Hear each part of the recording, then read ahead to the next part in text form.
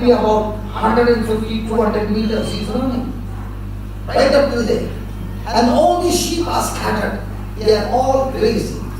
And then he comes right in the center. And he waits there for the order. Now he's exactly straight. And now he blows the whistle again. The sheep starts running. He says, tell me, where do you want all the sheep? I said, at the corner where he was. He said, okay. He whistles and then the dog runs, and gets them all in that corner.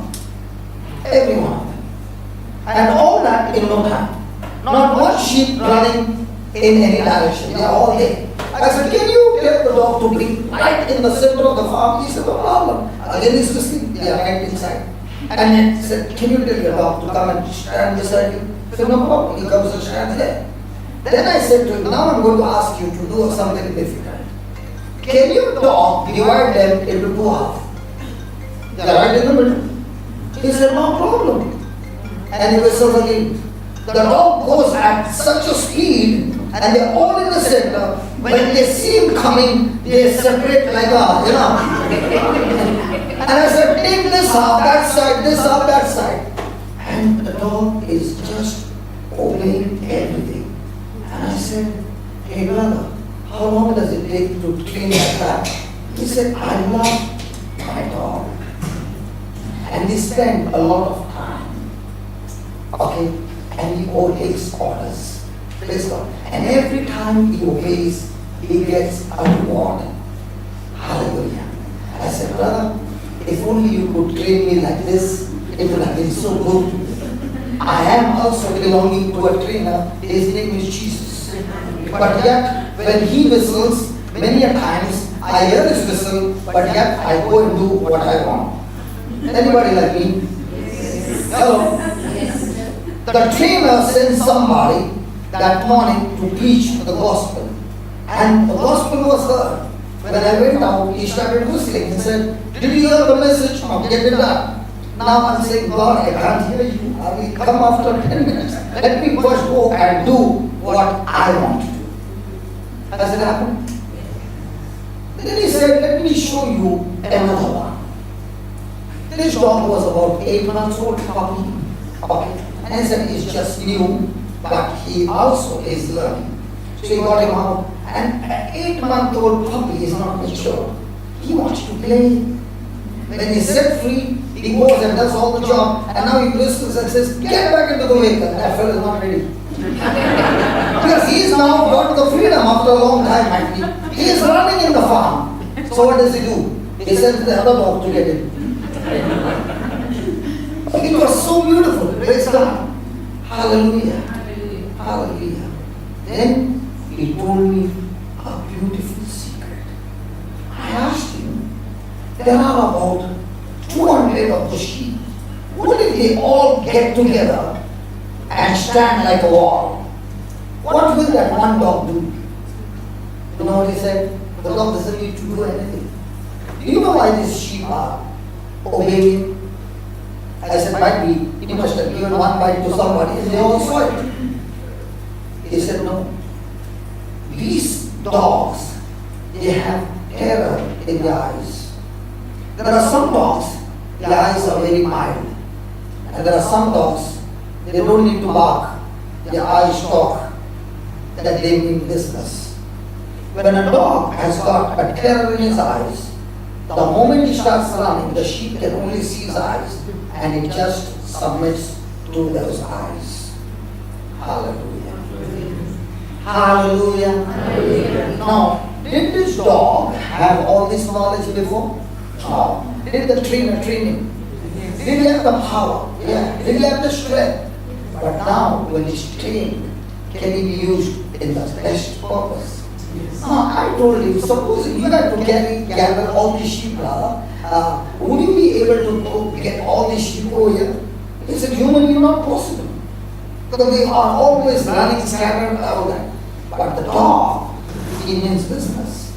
And they all come over there. Praise God. In the same way, a person who is meek means his power is not made into powerless, but his power is now focused in a particular direction. Hallelujah. Hallelujah. Thank you, Jesus. Thank you, Jesus. Thank you, Jesus. Thank you, Jesus. And that's why the Lord says, blessed are the meek. When does He say that? Blessed are the meek? Only when a person has repented. What is repentance? Yesterday we learned repentance is when a person changes his thinking and now begins to agree with God. So the person who is meek is saying, Lord, I have not only changed my thinking, but I am ready now to put it into practice.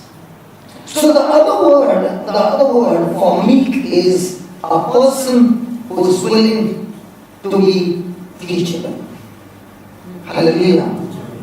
Hallelujah. Thank you, Jesus.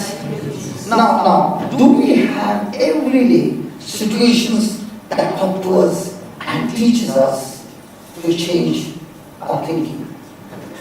Might be like some failures in your life. Are those failures talking to you and telling you, see that you don't do that again, because if you do that again, the result will be the same. So every day is a day of learning. So a person who is meek is a person who has the ability to be taught. Hallelujah. Hallelujah. Thank you, Jesus. So write down, meekness is not weakness. Meekness is not weakness. It involves the process. It involves the process. That is the teaching of training the animal. Teaching or training the animal.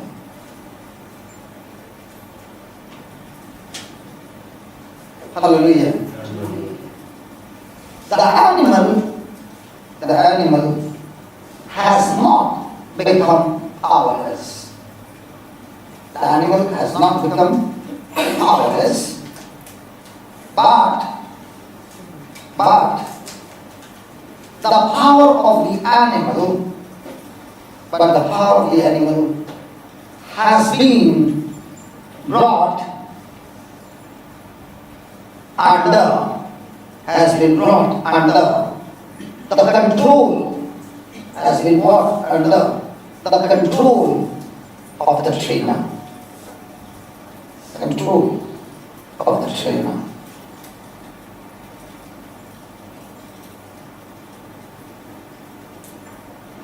Hallelujah. Hallelujah. So when a person is meek,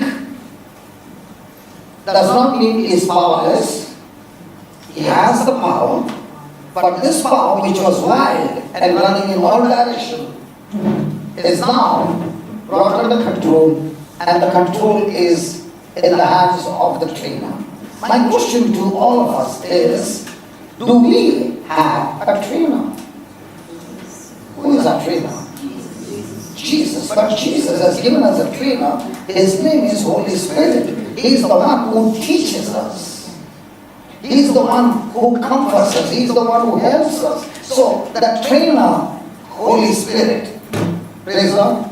So when we say a person is meek, in other words, he's saying that the power or the strength that this person has, it is no longer being used by the person at his own command, but it means that the person has handed over that power and strength in the hands of the trainer. His name is Holy Spirit. And that's why the person who is meek is a person who is led by the Spirit of God.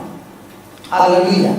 So his whole life is now no longer influenced by his own dreams, desires, emotions, but now his whole life is influenced by the Spirit of God. And because it's influenced by the Holy Spirit, now God takes control over his life. Praise God. So are we the people who are meek? Or are we the people who are telling God to be meek?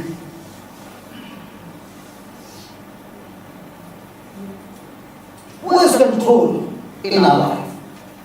We have control over our life, or we tell God, let me have control over your life. Because most of the time our prayers are all about, God, I have this agenda and I want you to do it quickly. Has anybody ever prayed that? Never? Praise God. Hallelujah.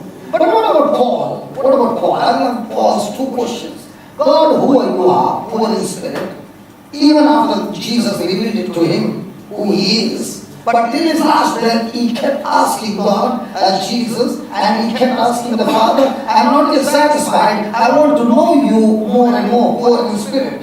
And at the same time, he, in spite of being spiritually rich, where he could have made his own decisions, yet he is meek and he has allowed his life to be governed by the Spirit of God. Hallelujah. Thank you, Jesus. And that's why you find Paul saying, in good time, bad time, when my stomach is full, my stomach is empty, when I'm full of riches or no riches, in any kind of situation, I have learned to be rejoicing. I have learned to be happy. I have learned to be content. Means what? He has changed his thinking. Now, with the Holy Spirit teaching him, his strength has been focused on the kingdom of God. Was Paul, when he was Saul, a wild man? Did he come against the church? Did he have a focus to destroy the Christians? Yes. Now the same man, when he becomes meek, now his direction has changed.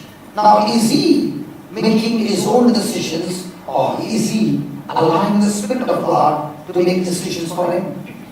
In fact, he also knows that when he goes to Rome, death is waiting for him. But at the same time, he is all excited because when he goes there, he will have a chance to present this case, and when he's going to present this case, he is all excited that at that moment he will be preaching the gospel of Christ. His intention is, I want to preach the gospel of Christ. He is not focused on death. Why is he not focused on death? Because he is longing for death. Why? Because he now understands the moment I die, I only die in my body, but in my spirit and soul, I am going to heaven. Today somebody met me and said, they had gone on a tour and they went to a place where Paul was preaching to the Ephesians, and he said, you worship a God, and you wrote an unknown God. That unknown God, I've come to tell you about that unknown God. Hallelujah. So, when they went to the place, there was a lady, an evangelist, an old lady with a bag full of Bibles, speaking to them, and she said, Jesus loves you. And they said, we are born again Christians. Hallelujah. The lady was so happy, she hugged her. And then the husband said, this my wife is a Bible teacher as well. The lady hugged her more now and said, see you soon in heaven.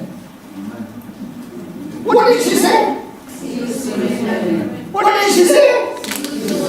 See you soon again, but this time in heaven. What a powerful message. 100% sure that when I die, my next moment, I'm waiting to see my God, to see my Savior face to face. And what are you saying?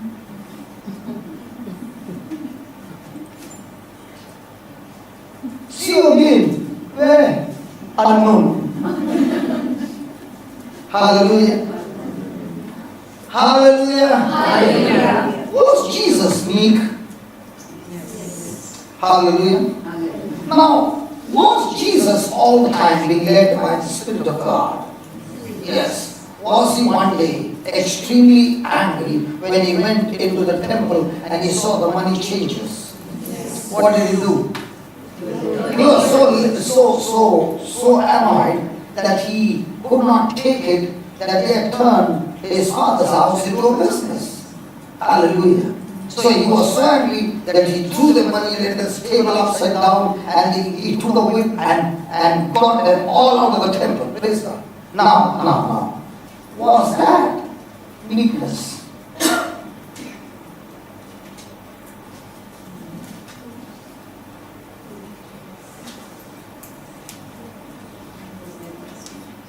Was he led by the Spirit of God? Yes.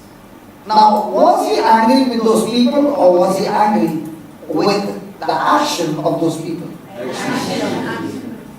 So did he get that action out of the temple? Praise God. Hallelujah. In the same way, today we got to ask God, Lord, teach me to be meek where I learn from you to do the things that you want me to do, not what I want to do. Hallelujah. Hallelujah. Hallelujah. Can we just close our eyes and make a prayer? Lord, thank you for this beatitude that is saying, blessed are the meek. And today you shared with us that meekness is not weakness. Meekness is teachability. Lord Jesus, you have given us the Holy Spirit, who is our teacher. So we, with our own choice, surrender our life to you, our future to you, our every being to you, so that from now on we are no longer willing to be led by the flesh or through our carnal desires, but we want to be led by your Spirit. So teach us, O Lord, guide us, O Lord, as we every day go through this life. O Lord Jesus, we want you to truly be the Lord of our life, that you drive our life. As you directed St. Paul, and St. Paul went in that direction, and his life became so much meaningful and so much profitable in the kingdom of God, that in spite of Paul dying 2000 years plus,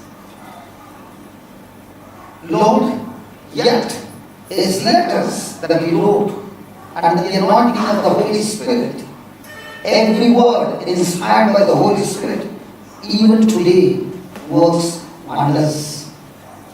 Lord, in this world, we have been trained to live by sight. We are tamed, our minds are tamed to believe the GPS. How quick we are, even though we cannot see the destination, but how quick we have tamed and trained our mind to follow the instructions given to us through the GPS, whether it's a left turn or a right turn or a third exit or the first exit, whatever, or the U-turn, everything we have tamed and trained our mind to obey instructions of God. Father, we need your instructions from the written word of God. And right now,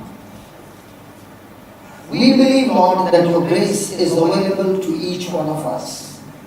And as we, with a broken, contrite heart, cry out to you, that Lord, we are not interested in the riches of this world, but we are interested in the riches of your kingdom. So that through these riches that you pour into our life, the gifts, the charism, the revelation of the word, the truths, we will be able to use these riches in the lives of those who are being lost. So Father, here we are in total submission to you, trusting in you, turning over our life into your hands. O Spirit of God, you are my teacher. You are my trainer. You are my Lord. Make me sensitive to the prompting that comes out of you. Make me sensitive, extremely excited and delighted and addicted to your word. Lord, you have given each one of us the freedom of choice. But meekness means turning over the control of one's life in the hands of God. Meekness means the person no longer rules over his life, but God rules over his life. Meekness means a person who agrees to God under extreme pressure, who is not willing to be provoked by words,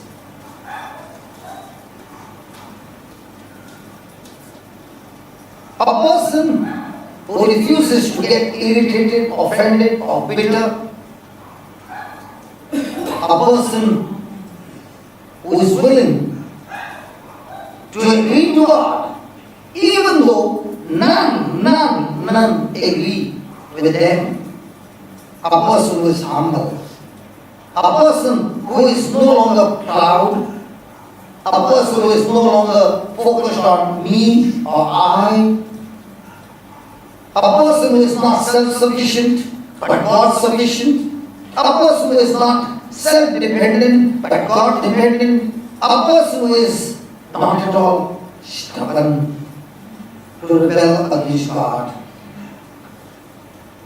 a person who is not unmanageable, filled with fury, wrath and anger, a person who is not short-tempered, but he allows God to take control over his life. My friend, the Bible is full of people who had their weaknesses, who made mistakes in their life.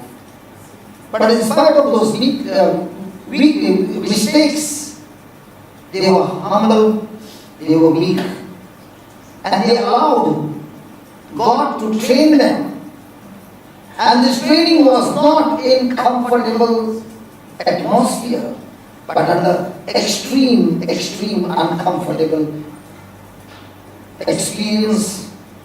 And God trained them and taught them. And because of that training, they were not only teachable, but now they were able to see things which were not able to be seen through their natural senses. We thank you, Lord, that as we have made this prayer is working in our life, and from now on, our focus is not only being poor in spirit, that's the step one. It leads us to repentance. Anything that is distracting, anything that is displeasing to God, there is mourning, and such kind of godly mourning that brings repentance. The Lord has given us the assurance, we shall be comforted. And having this godly mourning that leads to repentance, the third step is that a person becomes teachable, attracted, addicted to the Word of God. Lord, we thank you for showing us this truth. In the glorious name of Jesus. Amen. Hallelujah. Hallelujah. Thank you, Jesus. Thank you, Jesus. So a person who is meek is all the time delighted in the Word of God. Because the Word of God is the GPS. The Word of God is the place of instructions. And the person who is meek is always willing to follow instructions. Do you like instructions? Or do you like to follow our own instructions. Which one do you like? Our own. But a person who is humble and meek, he is following whose instructions? His own or the Lord's? Now, when God asked Abraham to offer his son as a sacrifice, did Abraham know that God would spare his son? Come on, in the natural. Come on, in the natural. Wouldn't it give him extreme pain and sorrow? But was he humble and meek? And because he was meek, was his focus on what God said and what God promised him, or was it on his emotions? So I must check in my life. Am I a person, when I see anything going wrong, anything that is not agreeing to my desires, not agreeing to my hope, not agreeing to my plans and my dreams, am I still willing to follow God's instruction? I get bitter and I follow my own instinct, or I follow my own temper, or I follow my own I get so angry that in that anger I try to control the other person and say, listen, if you do that again, I'll get more angry. Hallelujah. Thank you, Jesus.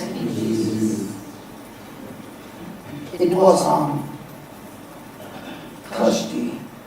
I met a person in the hospital, and this person did not want to meet me. He has never seen me.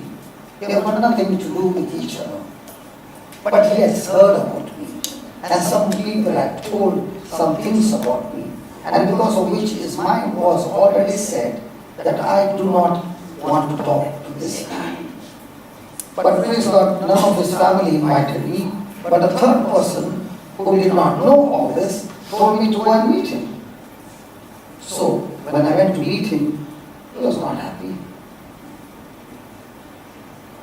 His response was not warm. It was a cold shoulder trying to tell me, why did you come here? Hallelujah. But by the time we left, I hugged him and I kissed him and I said, I love you. Today, yesterday he called me. Okay, he was listening to the teachings and he could not get the complete teaching because the Wi-Fi in the hospital was not strong. But the little that he heard excited him. So yesterday he kept calling me and said, are you coming? Are you coming? And I said, brother, yesterday was a busy schedule. And I said, I might try to come in at night, but by the time we finished, it was about 11:45. What time we went home? 11:45. It's not good to enter the hospital at 11:45 in Dubai, but in India we surely want to go at 11:45 because first of all, the security is already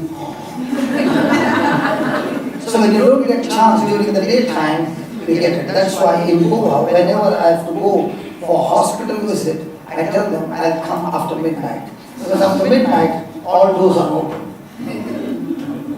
I'm not joking. I'm talking to you seriously. So my hospital visit is always at night. And the person whom you are meeting is already sleeping. So whatever you now lay your hand and pray, everything is downloading. Are you following? Yes. But this man did not like me. Now when I'm praying, not necessary, he is not doing it agree. And Jesus said, when 2 or 3 agree anything on earth, then it shall be done by my heavenly Father. Praise God. So today when I went to meet him, he was so happy, we spoke, and then he said, can I hug you? We hugged, and when we hugged, the power of God came upon him. He started trembling, and he said, do you know what? I was on the bed, and I could not even put my feet down, and I can't understand. After you prayed and went, within 24 hours, I'm out of the bed, I can walk. Hey brother, I want to spend more time with you. Amen. Hallelujah. His action did not change my action. Most most of the time, are we actors or reactors? Are we actors or reactors? See, I did this to you. A person who reacts will do. Okay. If I did this to you, a person who is acting will act like Jesus did. So, a person who is meek is an actor, not a reactor. So, most of the time, when we are under extreme negative atmosphere and our emotions are running negative, am I still going to act like Jesus? Or am I going to react like the person coming against me? And if I am a reactor, then I failed the meek test, and when I failed the meek test, I have to go back to mourning. Because when a person is reacting, is he poor in spirit or rich in spirit? And if he is rich in spirit, is he connected to the kingdom of God or is he connected to the kingdom of darkness? And if he is connected to the kingdom of darkness, will he get anything from the kingdom of God? No. Touch your neighbor and ask your neighbor, how was your day today? Did you meet people today? Ask your neighbor. Did you meet people today? Okay. Now when you met the people, were you an actor or a reactor? Ask. And somebody who has come with a spouse, please ask your spouse, when I met you, were you actor or reactor?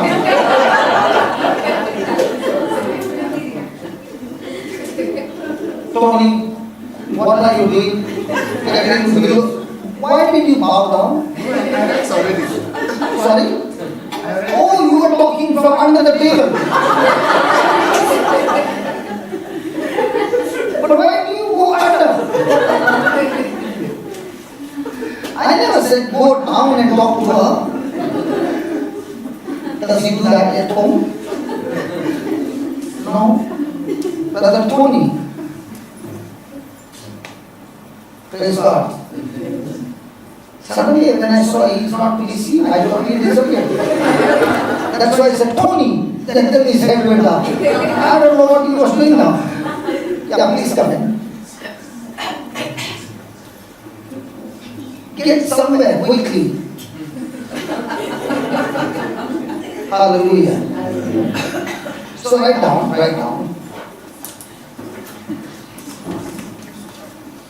The meek are sensitive. The meek are sensitive to the divine will of God. To the divine will of God.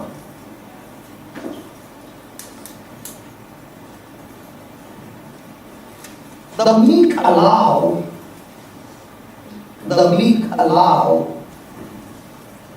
God to be in control. The meek allow God to be in control. Can you just put a circle over there on God? Most of the time, who is in control? Hey, come on.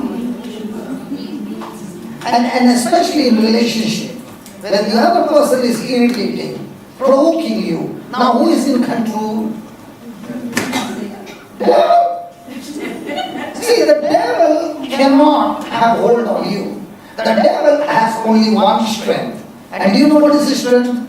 To give you options and suggestions. He did the same in the Garden of Eden. See, if the devil had the power to destroy Adam and Eve, he would have killed them. Why should he go and tempt them?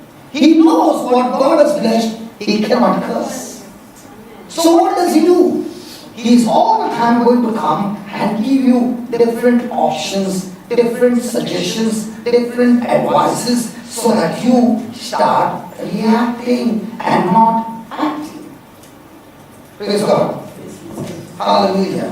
So if somebody is reacting, somebody is troubling you, poking you, is there a chance to react? Now, did the devil use during the time of Jesus to provoke Jesus to get irritated. Did he do anything wrong? No. And Pilate is saying, I find nothing wrong with him. But then he says, scourge him. I find no fault in him. But then he says, crucify him. Come on. But was Jesus humble? Did he act on his Father's will? Was there a challenge or a fight going on in his mind to react to his Father's will? Yeah, there was, and that's why he kept pleading to the Father, if it's your will, come on, take this cup of suffering. Hallelujah. So was there a battle in his mind? Yes. In the same way, when a person is meek, is the battle in his mind. Oh yeah. And the battle that is going on in his mind under extreme pressure is, am I still going to submit to my God? Am I going to allow God to have control over my life? How does a person allow God to have control over his life when he willingly makes a decision to agree to God in this word? When somebody insulted you, now, is there a reaction? Somebody put you to shame, is there a reaction? Yes. But now that person is saying, God, because I love you, I want to prove my love to you. I will do what your word says. That's when the person is meek.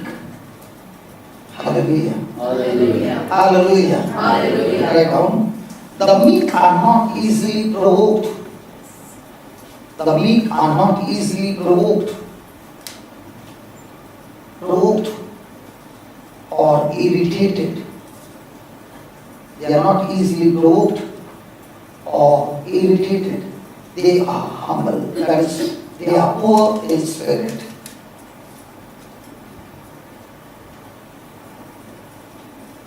They are not proud. They are not proud. Self-sufficient or stubborn. Self-sufficient or stubborn. Praise the Lord. Hey, which one makes us happy? When we have all our sufficiency met? Hello. Which one gives us peace? When all bad balance, disbalance, bad balance, everything.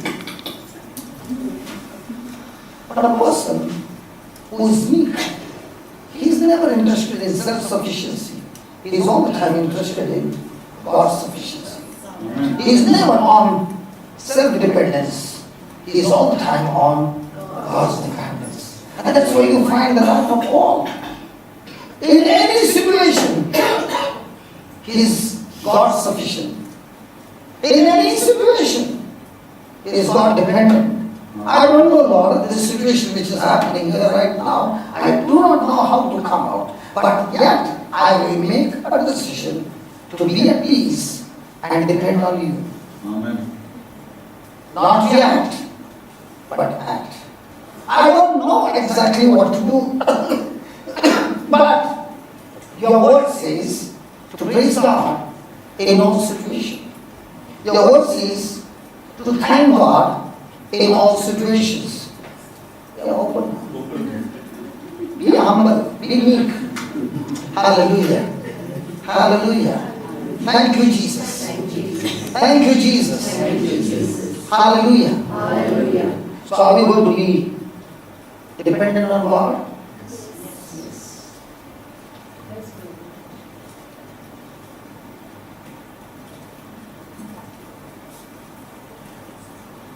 So the next step, God says, open your purse and give this money to the other person.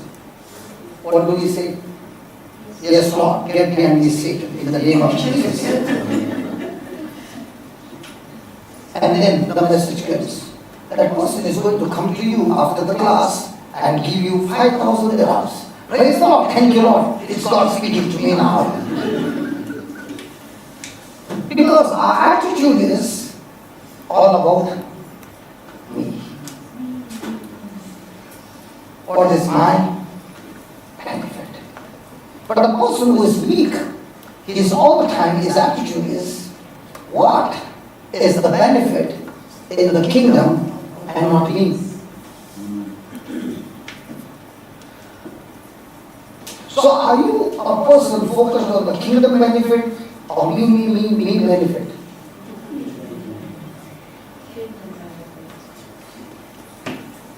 Hallelujah. That's why Paul was ready to go through any kind of danger. Why? Because his focus was, God has given me a lifespan, and before the lifespan comes to an end, the time is up. I have to go and finish the assignment that God has for my life. And that assignment, I'm not going to finish with my strength, but by the grace of God. Hallelujah. They don't. They are not short-tempered. They are not short-tempered. Anybody has ever been short-tempered? Men, we always lose our fuse. But look at the ladies, how cool they are. Has any lady ever lost a temper? You have lost your temper? You're not even married. Why should you lose your temper? Why did you lose your temper with dad? Dad was irritating you? Hallelujah. Don't do people in Africa, do they lose temper? What say? How do you know? How do you know about us? Don't judge us. Does he lose his temper? Sometimes. You will never lose your temper. She's very meek, never loses her temper. Praise God. Do you know when we lose our temper, we, in other words, say to God, I do not believe that you have the power to fight my battle. And that's why, God, I have to fight my battle. Because you have no strength to do it. That's when we lose our temper. But when a person understands that God is ready to go into the battle, but before he can get into the battle, I must give him the chance. And how do I give him the chance? I give him the chance by acting on his word. Supposing it was mixed wrestling match. This lady is my partner, okay? And on the other side are the huge fellows. Now, if I allow her to go inside first, will I get a chance? Do you think she'll come back and give me a tap? No way. In the same way, we are in a tag wrestling match. And our partner is the Holy Spirit. And that's why he said, I will give you a partner who will teach you all things. And he will be there to help you. Now, in this tag match, the first person has to get in. So when you follow the instruction of God, and the devil is tempting you and you're following the instruction of God, the devil is already in the ring. And he's calling you and saying, come, come, come. And you're following God's instruction. So now you're not in the ring, you're outside the ring, and screaming the scriptures, and believing the scriptures, and now the Holy Ghost is inside bashing up the devil. Hallelujah. But most of us, when the pressure comes, we tell the Holy Spirit, you stay out, I'm going in. And when the first round is over, you're already bleeding. Has anybody ever had been in the match, in the ring, inside? And the Holy Spirit said, shut up, don't open your mouth. Now let me be sure who I am. I tell you, many battles are won without opening your mouth. And many battles are messed up in your neighbor. I'm not saying shut your mouth. I don't know what to say. Be vigilant when you open your mouth. Has anybody lost control and opened their mouth, and out of the mouth came rivers of poison? Jesus said, out of the belly flows rivers of living water. When a person is full of temper, what comes out? Of the same river. God don't know because you have never been there. Hallelujah. So they allow God to take control. They allow God to train them. They allow God to train them and teach them. To train them and teach them. To train them and teach them. They become teachable. They become teachable.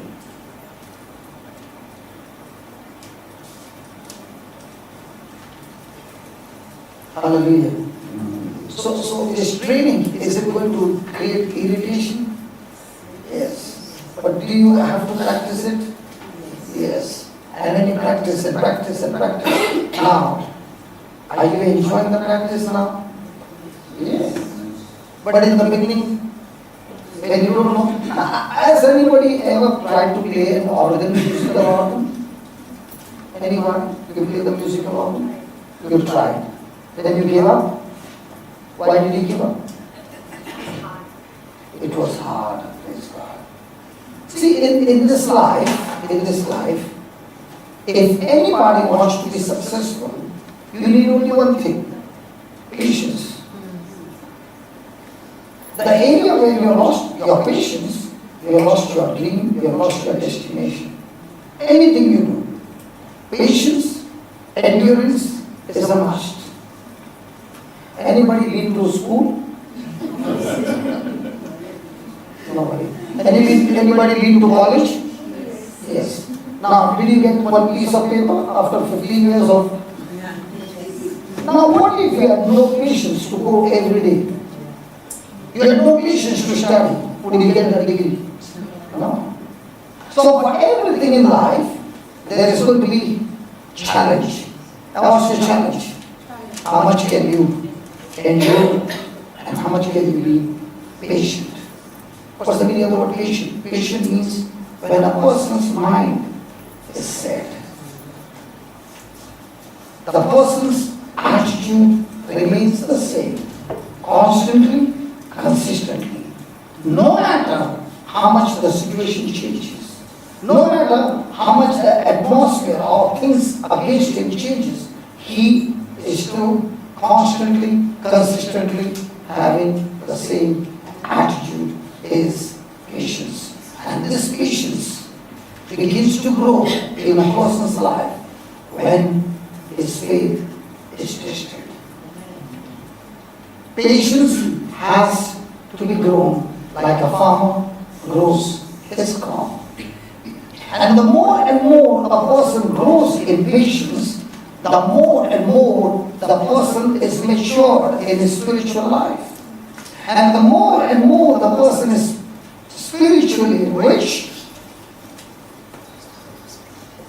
And because of patience, poor in spirit, he is not only matured, he reaches a destination that the Bible says in James chapter 1:4 that he will lack nothing. Many of us are lacking, and we are praying and praying for years. The Lord is saying, look into your life and search, am I patient in that area of my life? And if I'm losing my patience, I'm losing my reward. I'm losing my harvest. I thought you came to tell me something. Hallelujah. Shall I go? Meekness is self-control power. Meekness is self-control power. Meekness is self-control, power, and directed by the Holy Spirit. Meekness is self-control, power, and directed by the Holy Spirit. Now, is self-control one of the fruit of the Spirit? Yes. Yes. So when a person is led by the Spirit, or the person, what's the meaning of the word led by the Spirit? Life is controlled by the Spirit. Yeah, what's the meaning of that? All his actions Huh? guided by the Spirit, all the actions, not all the actions, but So how does a person gets led or walks with the Holy Spirit? How? When? In line with God's word. yeah, in a situation that he is, there are extreme negative things happening, and all those negative things he can see, he can feel, he can hear, and emotions are boiling inside. But because he has the freedom of choice, he still makes a choice to agree to God's instructions and abide by those instructions, act on those instructions. When his instructions or his actions agree to what God's word says, the person is led by the Holy Spirit. Hallelujah. So has God given everybody self-control? Yes. I remember in my early days when I used to go for Mass every day. Now when I got born again, I started going for Mass. And every day morning, early morning, I used to go and sit in different places. Because I wanted people to know me. All these years, nobody knew. So in the morning Mass I go, and peace be with you, that I used to shake their hand. But I had an issue. The moment I would go into the church, I would start trembling. Now imagine, you came, you're sitting, and I sit next to you, and I keep on shaking the whole Mass. The person at the side is thinking, oh my God, might be this demon will come on me. I remember, I'm not telling you a lie. Sunday Mass, I used to put both my hands under my feet, and I used to sit like this, and I used to still go like this. And you can imagine in Bombay, IC Parish, Orioli, the church is packed, everybody is squeezing, and then I'm shaking. The neighbor is saying, what's happening? Hallelujah. And then one day, I read about self-control. So I said, Lord, if this self-control is there, then I can stop it. So in the name of Jesus, I have self-control. Body, you shall shake no more. I command you, you shall shake no more. And everything stopped. It went on for 6 months. Not easy, man. Then you go somewhere and you start shaking, people look at you. Some of their eyes came out to see what's happening. Hallelujah. Hallelujah. So right now, those who are meek are sensitive. Those who are meek are sensitive to the will of God. Those who are meek are sensitive to the will of God and the power of the Holy Spirit. To the will of God and to the power of the Holy Spirit.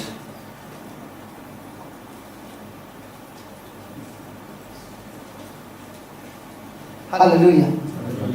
Now. The will of God.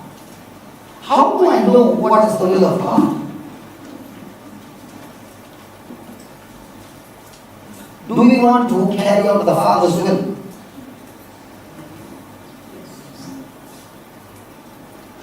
Yes, yes. So how will I know what is the Father's will?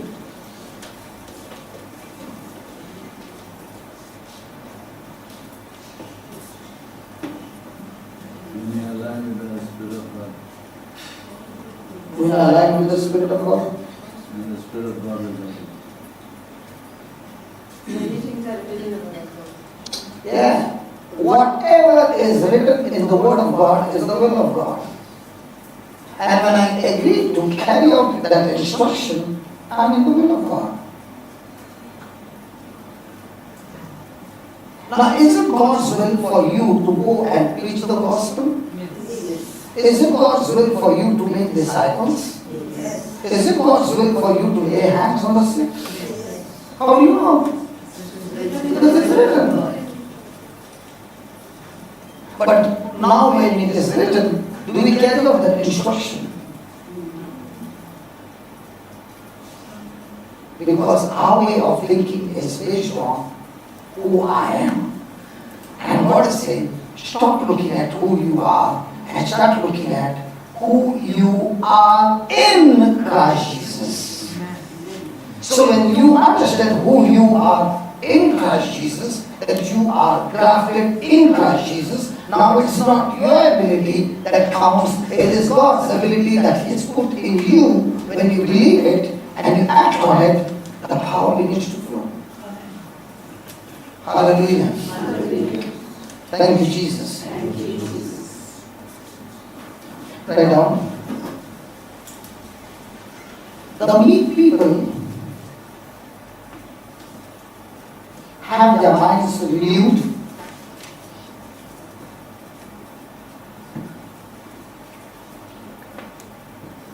They use their intellect. They use their intellect and their energy for God's glory.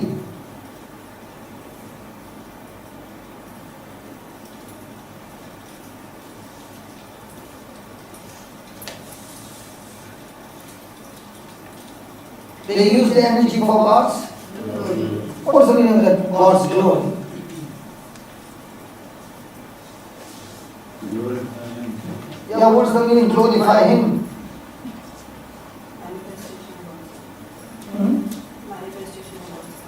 From where did you get all the definitions right? Are you listening to the CD day and night? Then? Yeah, but how come you are getting the definitions right? I'm teaching everybody.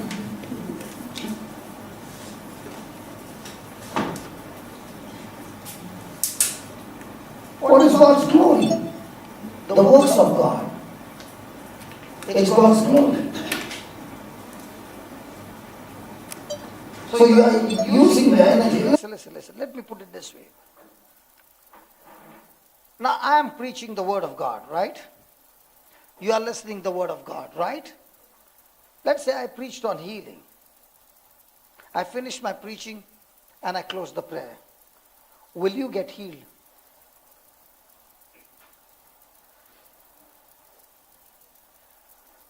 Hello? Will you get healed? Okay, let me put it this way. Whoever the person is preaching, the Holy Spirit moves only when the person puts that preaching into enforcement. For example, Paul preached to a crippled man. The crippled man heard the preaching of Paul. Faith began to rise up in that man. But if Paul had not commanded him, come on, stand up in the name of Jesus, the healing wouldn't have been completed. God is looking for somebody who is a believer, who has got a living body, who knows the promises of God, and who is confident in those promises. And that's not enough. After the preaching is over, now the person has to enforce that word. And when the person enforces the word with confidence, that's when Holy Spirit gets into action. But let's say the person came, preached the word, and after the preaching he stopped. The enforcement has not been done. Holy Spirit does not move. So Holy Spirit is all the time in action when the person is taking the word, enforcing it, activating that word into somebody's life. Are you following? So the person who is preaching, if he is filled with joy and is preaching, the whole congregation will experience the anointing of joy. I remember there were times when I used to preach on joy, and people would start laughing, and there was uncontrollable laughing for 1 hour and 2 hours and 3 hours. Those were the days when I was more concentrating on the anointing sessions, the manifestation, the signs and wonders. But what I found was, people experienced all that. The Holy Ghost came into them. The Holy Ghost changed them. But they were no longer interested in the Word of God. They were all interested in these things. And that's why their lives did not change. If you see my early days in Bombay, it used to be 70-80% of the people all on the floor. Those days I was only interested in these signs and wonders. And then came a time when I began to question God, and I said, God, they are falling so many times, they are experiencing all this, but I do not find a change in their life. And he said, when my word abides in you, when my word abides in you, and I abide in you, and you abide in me, then only you can go and bear fruit. Then I said, God, okay, I change now. Now I'm more interested in getting the word inside of you. And now when you have got that word, let's say the preacher did not activate the word, did not enforce the word. But now when you have the word, you can enforce the word in your own life, and the Holy Ghost will move into action.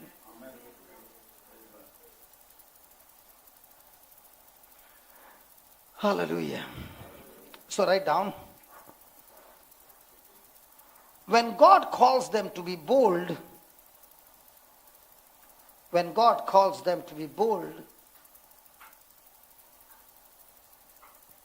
when God calls them to be bold, they are submissive enough,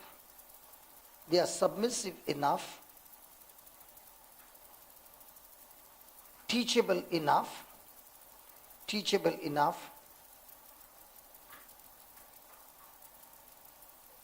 that they don't hesitate to step up.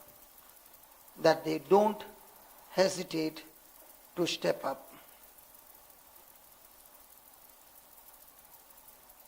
Praise God. Let me give you an example. Was Moses called the meekest man on earth? Come on. Now, was he the person who ran from Egypt in fear of Pharaoh because he had committed a murder? Come on.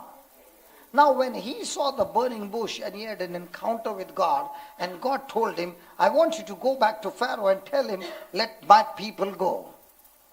Now, was God asking Moses to forget what had happened in the past and now get bold and courageous and stand before the same Pharaoh from whom he was on the run? Now, was he trusting in his own ability, or was he trusting in God's ability? Did he have to get out of being coward to be bold and courageous? Now, did he step out in faith? How many of us would have done that? So a person who is meek is a person, when the call comes to be bold and courageous, is no longer scared of his life. He stands for God and executes what God has instructed him.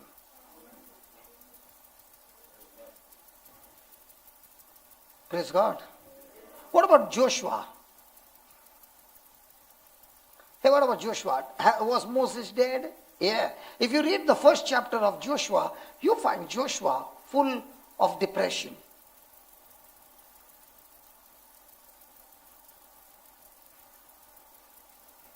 He's so depressed that he doesn't know what to do.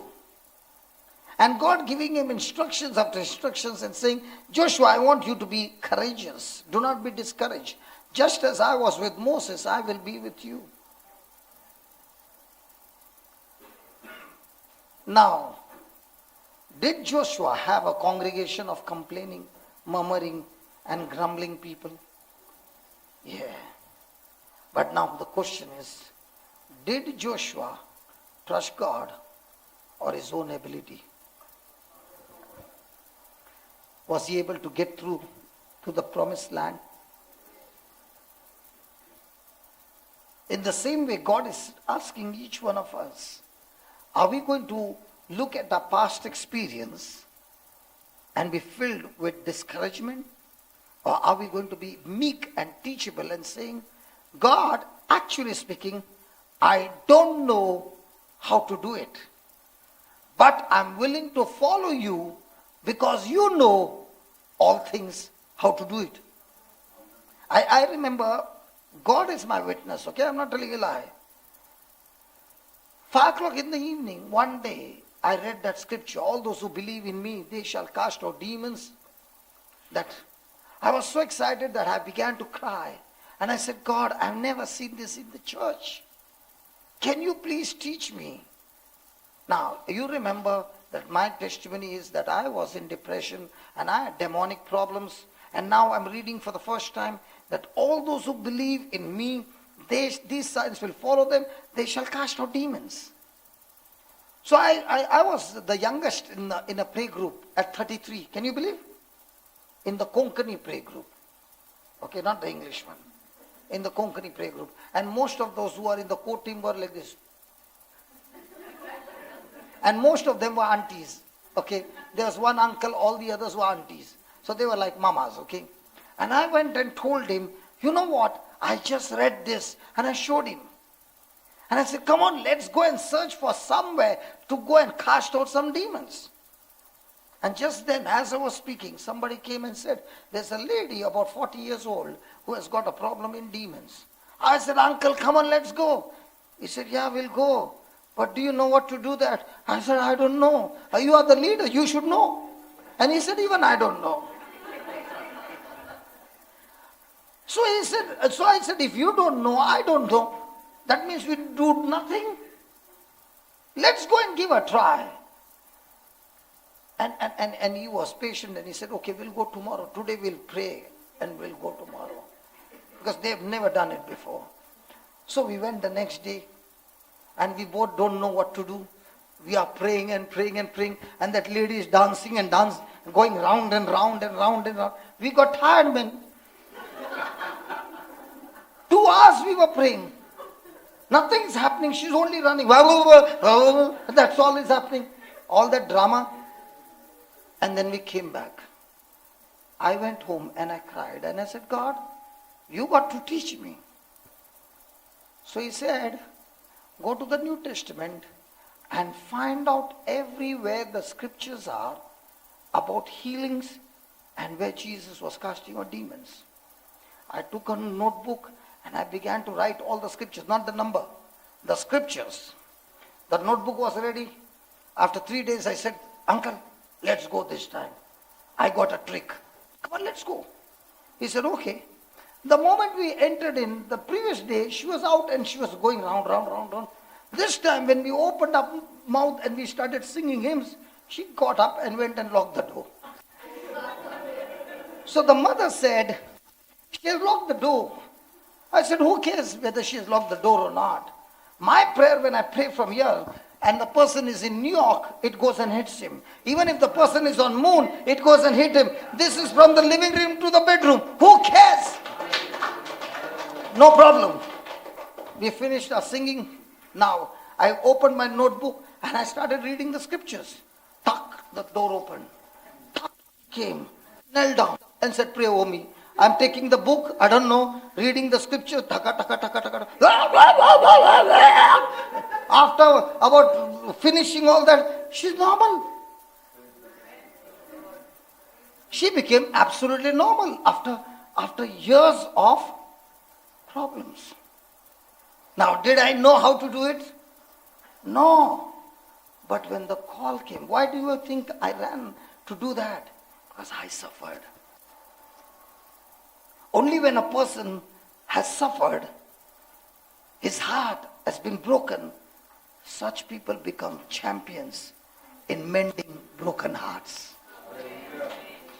If you have not suffered, and if you have not gone through that pain, you cannot understand the other person's pain.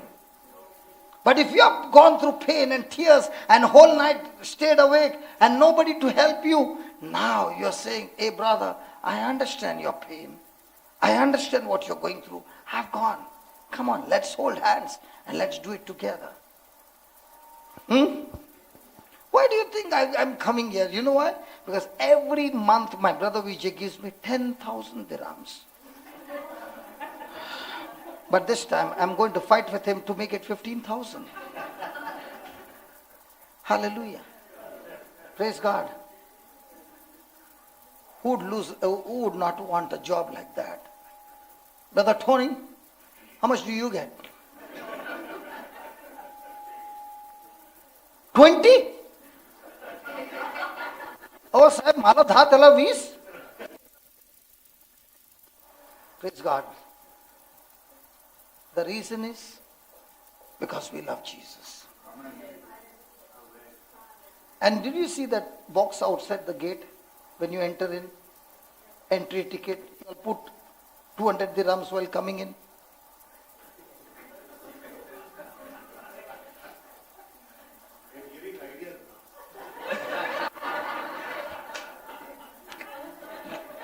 तुमचे mister असे कसे? Why is this man giving his house? Why is this man giving everything inside? Why is this man giving you lunch and dinner? Because he's going to stand for election very soon.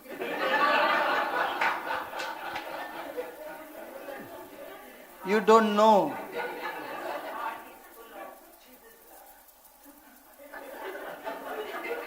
How deceived you are. Because he gave my friend only to make the banner for his election. That's why I know.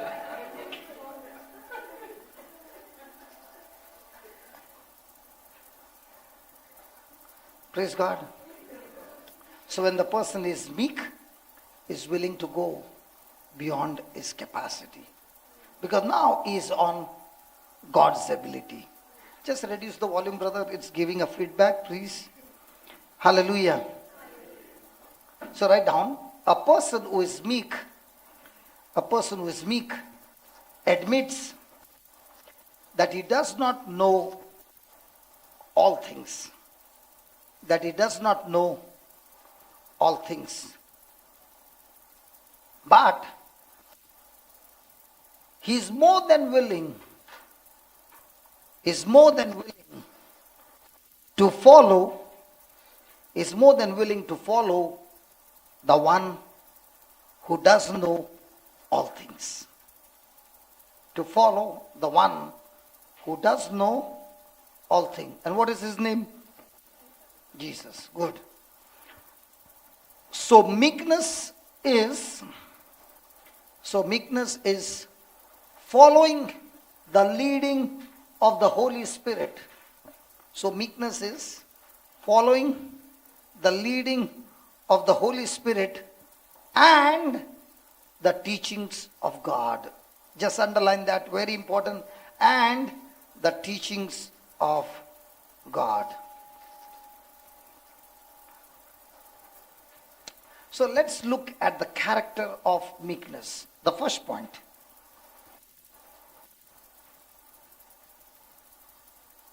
The person who is meek is teachable,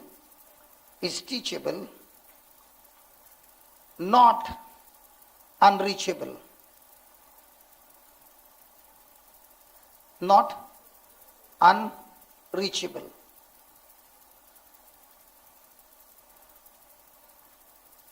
He is having a teachable spirit. He is having a teachable spirit.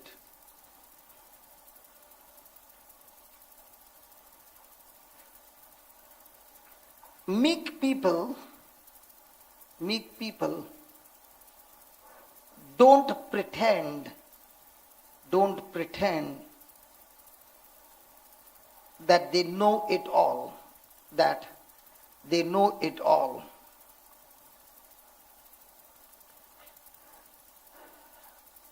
They look for opportunities.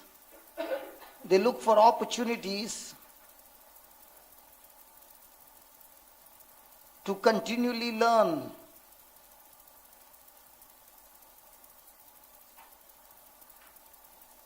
They look for opportunities to continually learn about Jesus. Jesus wants us to learn about him. Jesus wants us to learn about him.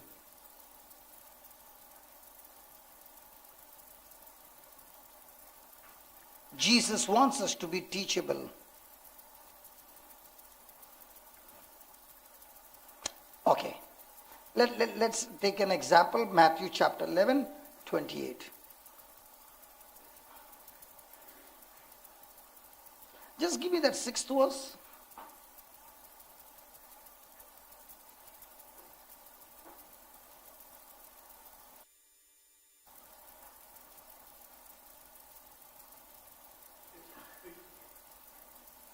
Tony.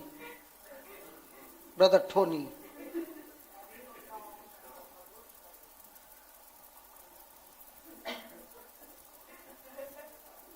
Because I'm meek, don't take advantage of me.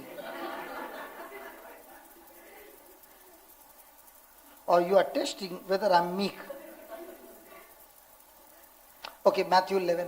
See, in that first chapter, again and again God is talking to Joshua to be strong. Praise God. Okay, let's go to Matthew 11, 28.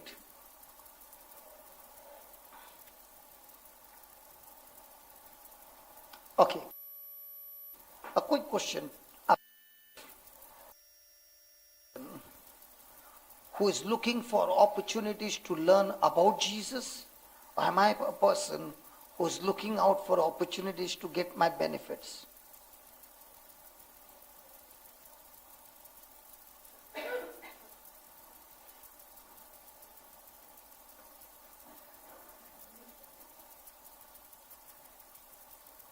Before we go there, what's my attitude?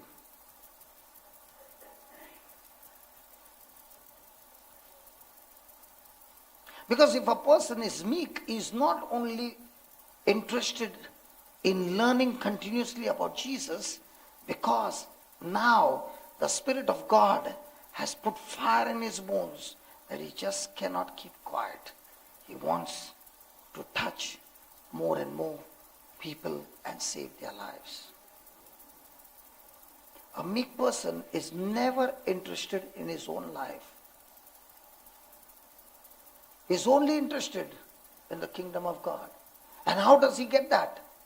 Because the more and more you know about Jesus, you begin to imitate Jesus. Now, did Jesus come to live his life for himself? If that was the case, I bet you, when he had gone for that wedding at Cana, he would have told his mama, Mama, did you see that bride? The wedding? Why don't you choose one for me? And you can choose anybody. Even if she's blind, don't worry, I can fix her. If she has got no hand, don't worry, I can give her new hand.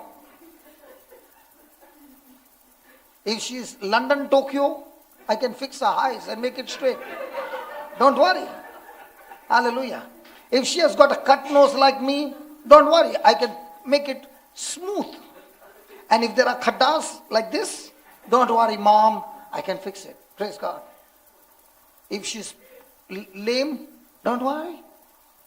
But please, Mom, choose one for me. Peter was already married. Peter would have gone and told Jesus, Jesus, when are you getting married? Yeah, Mom is looking for one for him. Did he have any of those desires? Was he not a man? Was he not a human being?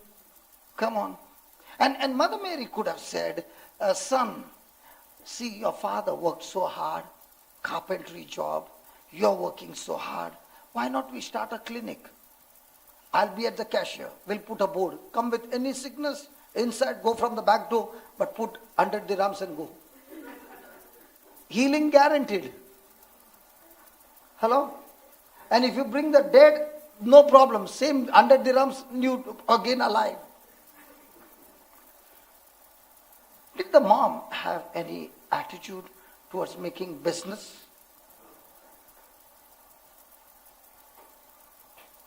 Why am I saying all this? Come to me, all you that labor and are laden, and I will give you rest. Hallelujah.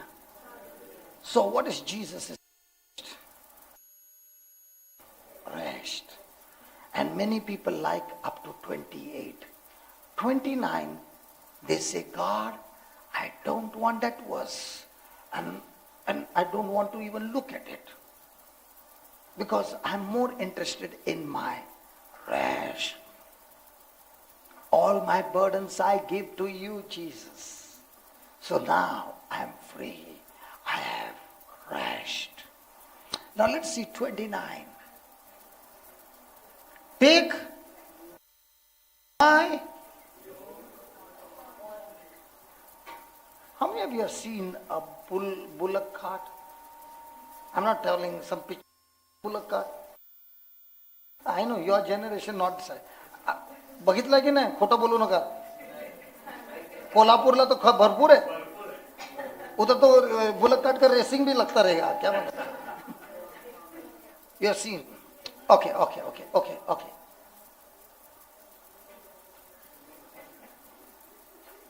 what were you explaining? Oh my God. Tony, after the service is over, these two girls are here. Show them with images what is a bullock cart. Do that. Okay. Now let's come back. Take my yoke. Now, there are two bulls. Okay? When Jesus is saying, take my yoke, he's saying, I am one bull. Your burdens, you have put on me. So I'm standing on one side. But now when the yoke comes, it's going to taper on the other side. So I want you now, who has given me the burden, to stand on the other side.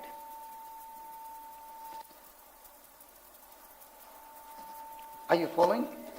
And that's why he's saying, take my yoke. Now, let's say a bull who is trained and tamed. I've seen with my eyes, the driver has gone to sleep, but still the cart has reached home. Correct?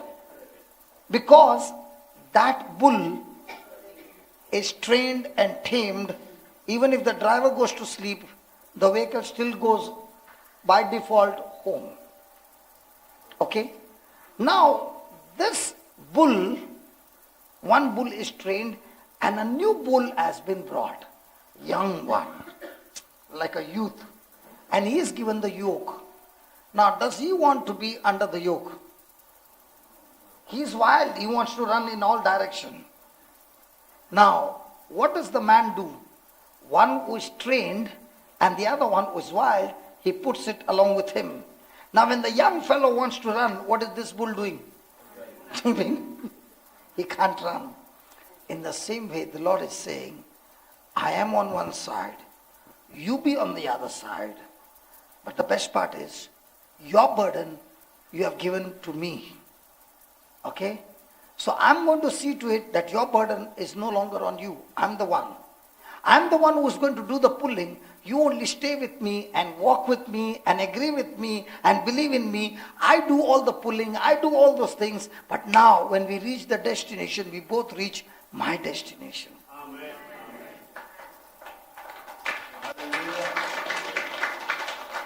But we who are wild don't want to come under his yoke because we got another yoke of the world. The yoke of the world is calling us and saying, come, come, come, come. That in the same way, that yoke was telling the prodigal son when he got the rupaya, dirhams, come, come, come. The iPhone 8 is saying, come, come, come. And mama is saying, baby, salary is going down, rent is going up. I don't care, but I want iPhone 8. Come, come, come. And if you don't give me iPhone 8,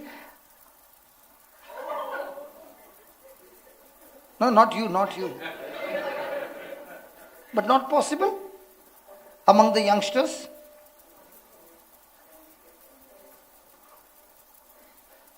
Take my yoke and lean. काय बरं learn of me. No. Did Jesus come to live his life for himself, or did he come to live for his Father? What is the world teaching us? To live a life for God or to live a life for us? The world is teaching us to sacrifice or make everybody sacrifice for me.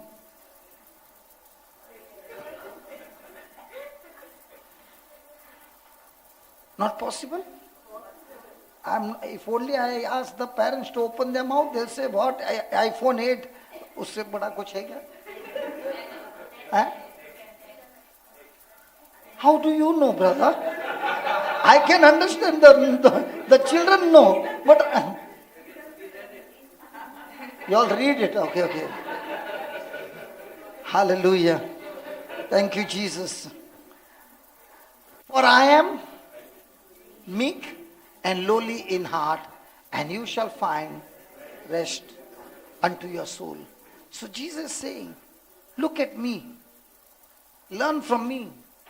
I have so much of opposition. Satan is after me to stop me from carrying my Father's will.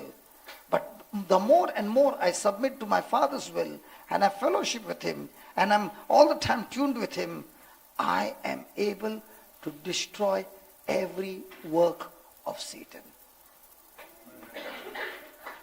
So from now on, whom are we going to look at and learn from? Jesus. Does he want us to learn? So the one who is learning more about Jesus, will that learning help him to become meek? Praise God. So how many of us are willing to take his yoke?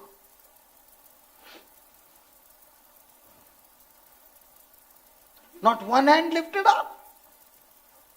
And what is his yoke?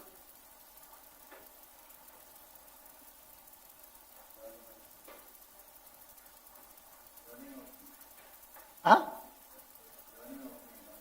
Now what is his yoke?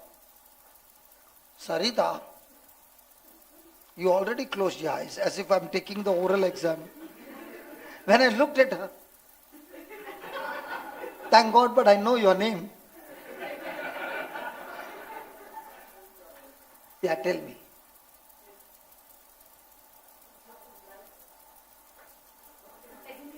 I said, what is his yoke?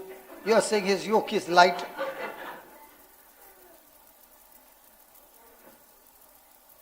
Yeah, sister. अरे मैं ते योग विचारत नाही प्रभूचं योग कटला आहे. She is giving me the detail of the bullock cart. What is his yoke? His yoke is the unsaved souls.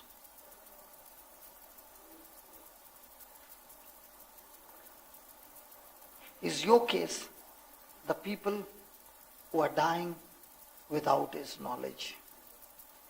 Now my question to you is, when Jesus trained the 12, one betrayed, committed suicide. Did these 12, after Jesus' resurrection, when they saw the game was over, did they go back to their own business? Yes. Did Jesus meet them for 40 days? Yes. What was he telling them? He was telling them to take over not their own business, but Jesus' business. Right? And they received the Holy Spirit. From the day they received the Holy Spirit, were they in their own business or God's business? Did they live their life for themselves or for God?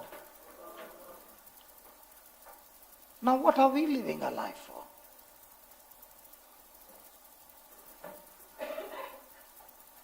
You must ask a question to yourself. God, you planted me in a Christian life. You are sending preachers in my life. They are teaching the word, the resources, the anointing, everything you have given. What am I supposed to do now?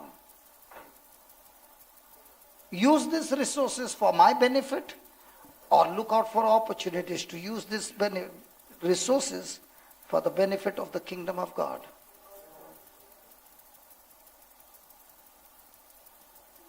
Do you know who are the most unhappy people? Whoever he is an actor, he is a politician, he is whoever he is. When that person focuses me, he can never be happy. And that's what Jesus is teaching us. But the same person now begins to change his attitude from me to the kingdom and others, and starts using the resources for others. Life is so beautiful. Many a times I'm here, my sister is the witness dropping me to the airport. I know that my leg, I'm not supposed to run. Okay? My brother, Vijay, will be saying, time up, come on. And I'm trying to give the last 10 minutes, feed you and all that. Once I'm in the car, I'm only preparing myself. For what? To run to the counter before it gets closed. No joke. And then I begin to wonder, why should I go to all this? Running to the gate to reach on time. Why? Why? Because I'm serious about my calling.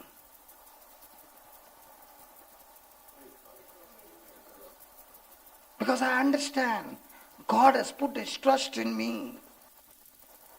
And that same God has planted you in Christian families. Because he trusted you. But the enemy has kept you so busy with other things that you are no longer willing to take his yoke, but ready to give your yoke to God, but not ready to take his yoke. People who are meek, they don't live their life for themselves. Was Mother Teresa a meek person? Did she take Jesus' yoke? Did she change the future of those people who are untouchables, lying down on the streets?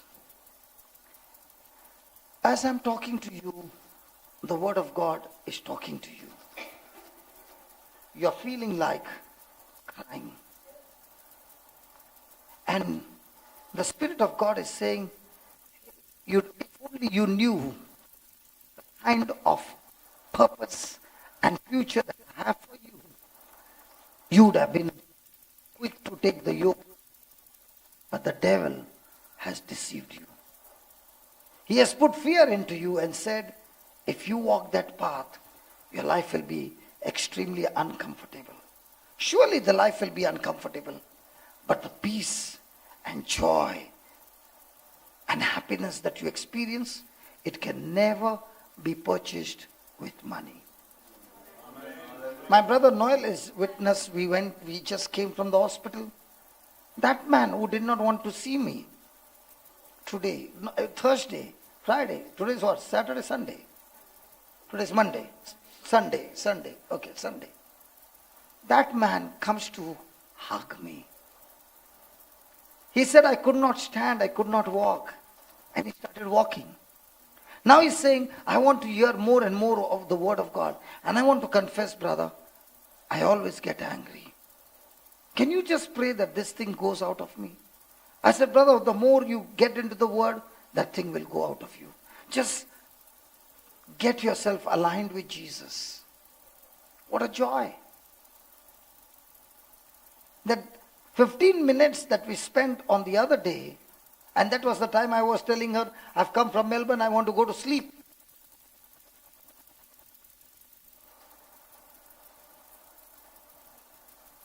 Come on. We can come here to the class every day. But the best part is, how much have you made an impact in other people's life? And if that is not happening, then this congregation is a selfish congregation. God's glory is never going to be witnessed. God's glory is witnessed when a simple person who is sitting here has made a choice and said, Lord, here I am, willing to take your yoke and go into this world, relying, depending on your ability, believing that you will surely show up. God is my witness. I was in Canberra. The man who came to pick me up, he kept on saying, I'm not a charismatic. I'm not a charismatic. I'm not a charismatic. I'm not in a prayer group. Every sentence that. So I began to realize he must be having a good taste with the charismatic. Praise God. But what I learned from him is, he is a person who is going out of his way to help people. Everybody knows him. Anybody who is stuck, they'll say, go and contact Joe. He will help you. Somehow he'll get you through. So the first day we were preaching, the second day, I started preaching on sower and the seed, and the Lord said, shut the Bible. So I sat down and I began to look at them, and I said, you know what, today I'm doing something that I've not done anywhere else. I'm going to take my mobile, and out of the 5,000 numbers that I have, one group of 250, I'm going to send a message saying, I've got an anointed person with me, okay, who is willing to pray with you and for you. Anybody wants prayer for any kind of sickness, call me on my mobile WhatsApp. One by one, the numbers, the phone started coming. On my iPad was a ready-made prayer. I will give to Tony, so you can also get it. Okay, those who are in the group already have. And I said, whatever the call comes, you have to say this prayer. And say it, not that you are reading it from within. And each candidate got a chance to say the prayer. So this man's turn came and he said, I'm not charismatic. And I said, listen, why don't you give a try and see how much God loves you? So he took it, and he has a British style of speaking and very strong. And this lady called from India, and I said, now when he started speaking that English, what happens to the lady on the other side? Does she know who he is? On the phone? No. He was praying halfway, the lady started crying on the other side. When he finished the prayer, I said, sister, you just heard it. Now stand up and walk. She said, brother, I'm already walking after 14 years. When she said, I'm already walking after 14 years without the crutches, this man started crying. I said, Joe, you said you're not a charismatic. But what did the Lord do? He said, I don't know. And then the second round, and this time I said, Joe, once again. So he said, brother, one is enough. I said, no, go ahead. Believe the Lord. Come on. This time he prayed for another lady with arthritis for 8 years. She started weeping and she got healed. Why do you think from his hand this healing took place? Because his heart is good. His heart is full of compassion. His heart is full of love. But the problem is, he did not believe in God's ability. The problem with him is, he's believing in his own ability. And I said, hey, can you see? We all can do the job if only we believe. Try that. I'll give you the prayer, try that. Praise God. And you know what you do? Exchange your contacts. Which the people who know you, Tell, I've got a person with me, very strong, anointed, and amazing healings. Call back, and this person will pray. Now that person doesn't know the identity. What happens to that person? Those words have built up faith. Now when that person is saying the same prayer, action. Hallelujah. And when you see it happen over and over again, then you begin to think, God, so many years I have wasted thinking that it was not possible. You are thinking it's not possible because you are thinking your ability. Please understand, Holy Ghost is not outside you, He is inside you. Amen. Hallelujah. Can we just close our eyes and reflect on all that we studied?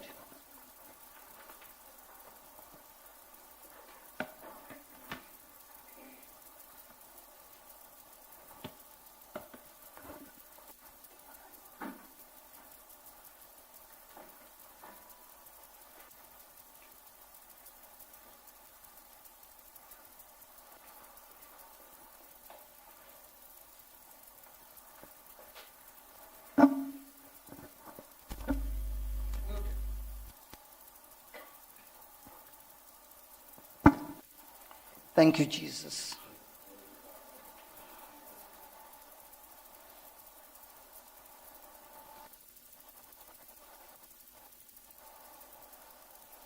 I'm not alone.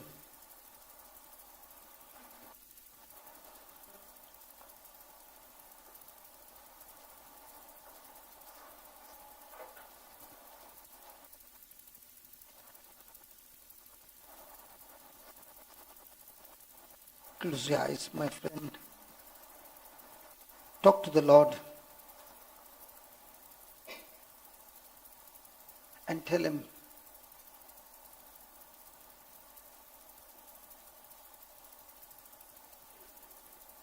thank you, Jesus. Thank you, Jesus. Thank you, Jesus. Hallelujah. Hallelujah. Praise the Lord.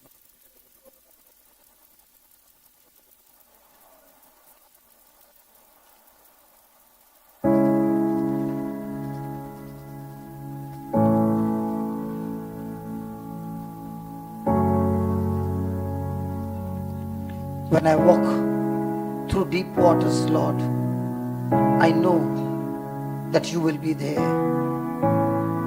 You are with me.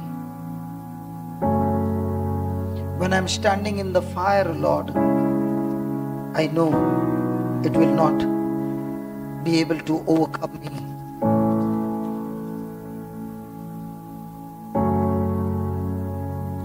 Through the valley of the shadow of death, Lord, I shall not fear,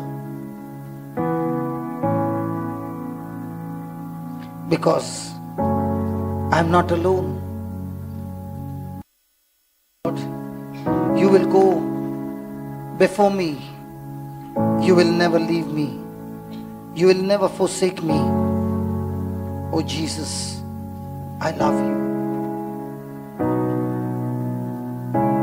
Thank you, my Lord, for teaching us on meekness. Teaching us that you want each one of us to take your yoke upon us and learn of you, for you are meek and humble of heart, and we shall find rest to our souls. Lord Jesus,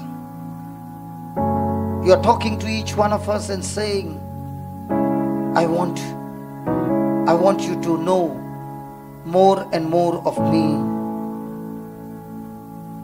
Jesus wants us to be teachable, but not unreachable. Might be you are a person who has been studying, listening to the Word of God. Might be you are saying to God, Lord, I want you to give me more and more wisdom and knowledge and understanding. Lord, I want you to use more and more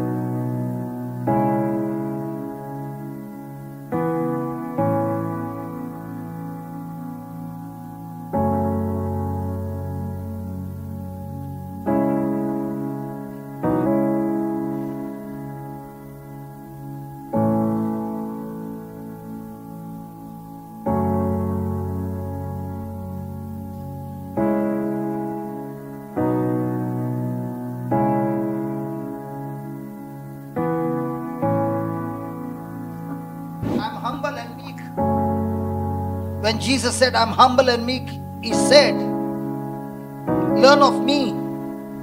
I never lived my life for myself, but I lived my life for my Father's will.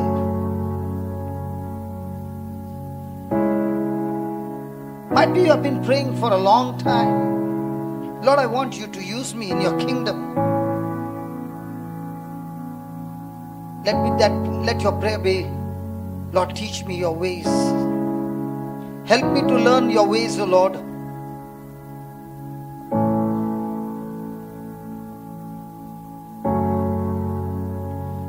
That whatever you teach me, I'm able to teach others. I'm able to share this good news to others. I'm able to share the secrets, the truths to others. So that the same truth that has set my life on fire, that same truth is able to set others on fire. My friend, you know why I'm running day and night? Because I've been there. I've been in a place where everything was hopeless. A place where I could see myself getting drowned. No hope, everything gone. I could see that fire that was coming to consume me and destroy me. I could see the hopelessness, a life of a victim. Satan torturing me day and night. My wife and children crying, not knowing what to do. And that same God never abandoned me. And the same God is willing to walk in your life. Make that commitment to the Lord and tell Him, Lord, I'm no longer interested in myself, but I'm interested to become more and more like you. When I walk through deep waters, I know. that you will be with me. One more time. When I walk through deep waters, I know that you will be with me. When I'm standing in the fire, I will not be overcome.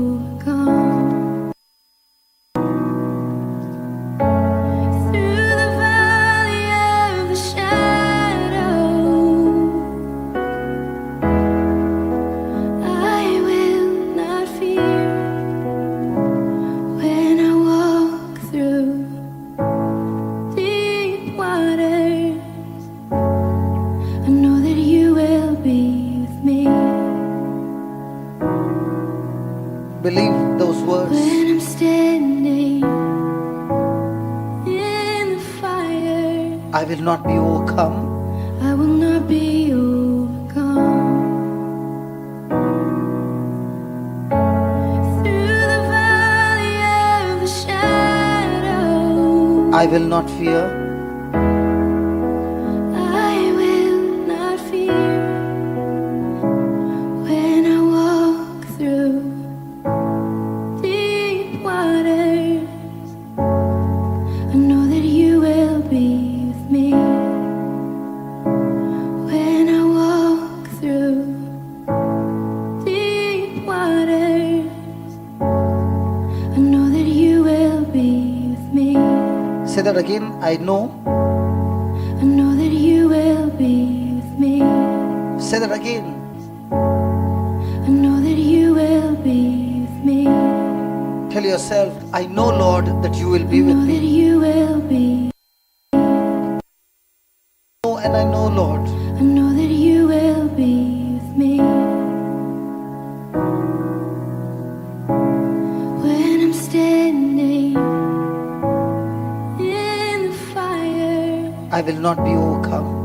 I will not be overcome. When I'm standing in the fire, I will not be I overcome. will not be overcome. Say that again. I will not be overcome. I will not be overcome. In the midst of your trials right now, I will not be overcome. in pain and sorrow, I will not be overcome. in your hopelessness, I will not be overcome. when your own have rejected you, I will not be overcome. when you are filled with fear. I will not be overcome. A notice from the bank, I will not be overcome. crisis in your finances, I will not be overcome. in times of joblessness, I will not be overcome. when you see your children going on the wrong path, I will not be overcome. in sickness and I pain, will not be overcome. in your marriage problem, I will not be overcome. times of stress, I will not be overcome. look at your situation and tell them, I will not be overcome. whatever you are going through, Be overcome. when your own have misunderstood I will not be overcome. the threats of court cases, I will not be overcome. I will not be overcome. Through the valley of the shadow, I will not fear. Through the valley of the shadow, remember every word has power. I will not fear. Come on, confess your faith through the valley. Through the valley of the shadow, I will not fear. I will not fear. Through the valley, Through the valley of the shadow, I will not fear. say to yourself again, I will not fear. I will not fear. No matter who is there or not there, I will not fear. no matter what is happening around me, I will not fear. the bad reports that have come from the doctor, I will not fear. the symptoms in your body talking to you, I will not fear. your joblessness, unemployment, I will not fear.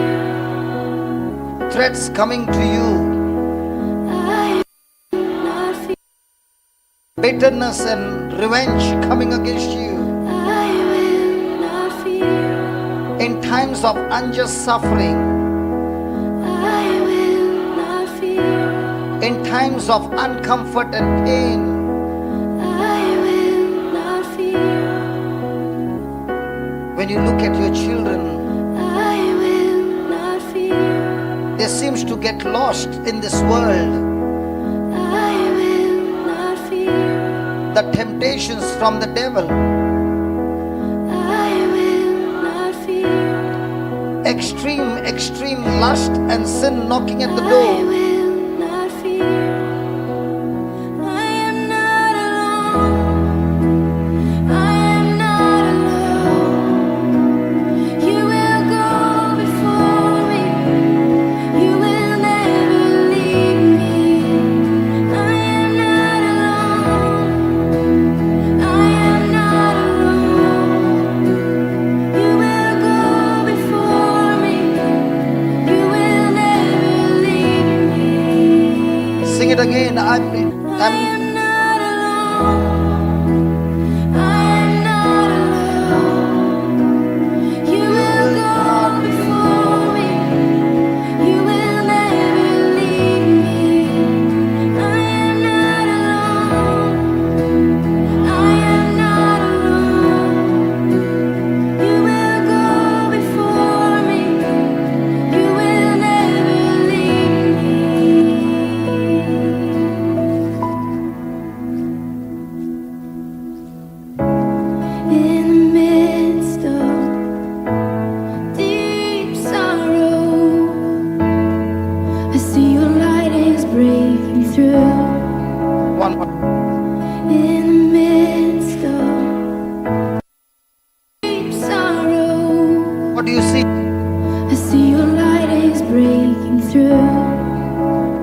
on, the light is breaking through, brother. Midst of Deep sorrow. deep sorrow, My dear sister, the light is breaking I through. see your light is breaking through. In the midst of deep sorrow, Midst of deep sorrow, Jesus is saying, I'm the light that is I see breaking through in your light is life. breaking through. Come on, sing it. The anointing is In moving. the midst of deep sorrow, I see. I see your light is breaking through. One more time. In the midst of deep sorrow, I see your light is breaking through. The dark of night will not overtake me. I am pressing into you. One more time. The dark of night will not overtake me. Why, my friend? I am pressing into you. The dark of night will not overtake me. The dark of night will not overtake me. I am I pressing. am pressing into you. The dark of night will not overtake me. The dark of night will not overtake me. I am pressing into you. I am pressing into you. Yes, Lord. Lord, you fight my every battle, and I will not fear. Lord, you fight my every battle. Tell the Lord, Lord, I will not fear. I will not fear. Tell the Lord, Lord, you fight my every battle, Lord. Lord, you fight my every battle. Yes, Lord, I will not fear. And I will not fear. Lord, you fight my every battle. Lord, you fight my every battle. One more time. Lord, you fight my every battle. Oh, yes, Lord Jesus. Lord, you fight my every battle. Lord, you fight my every battle. And I will not fear. Lord, you fight my every battle. Lord, you fight my every battle. Lord, you fight my every battle. Tell the Lord, Lord, fight my every battle, Lord. Lord, you fight my every battle. Every word coming out of your heart has got power. Come on, tell the Lord. Lord, you fight my every battle. Yes, Lord. I submit to you, Lord. Lord, Lord, you fight my every battle. I don't know, Lord, what to do in a situation like this. Lord, you fight my every battle. Lord, I'm powerless without you, Lord. Lord, you fight my every battle. Oh, Lord, my eyes are fixed on you, my Lord. Lord, you fight my every battle. Lord, you're my Lord, God and Savior, Lord. Lord, you fight my every battle. Lord, you're my Creator, Lord. Lord, you fight my every battle. Oh, yes, Lord, fight my every battle, Lord. Lord, you fight my every battle. There's none like you, Lord. Lord, you fight my every battle. Lord, you are the ruler over all kingdoms. Lord, you fight my every battle. In your hand is power and might, Lord. Lord, you fight my every battle. Lord, none is able to withstand you, Lord. Lord, you fight my every battle. Lord, you are the fought for the Israelites, O Lord. Lord, you fight my every battle. Lord, you are the God who led them to the promised land, O Lord. Lord, you fight my every battle. Lord, you are the God who supplied all their needs in the desert, Lord. Lord, you fight my every battle. Lord, you are the God who parted the Red Sea, O Lord. Lord, you fight my every battle. Lord, you are the God who protected the Israelites on the Passover night. Lord, you fight my every battle. Lord, you are the God who comes to save your people. Lord, you fight my every battle. Lord, when evil came on the Israelites, you were the one who protected them. Fight my every battle. Lord, the pillar of fire kept the army of Pharaoh away from the Israelites. Fight my every battle. Lord, you are the God who turned that bitter water into sweet water, Lord. Lord, you fight my every battle. Lord, fight the battle, O Lord, fight the battle.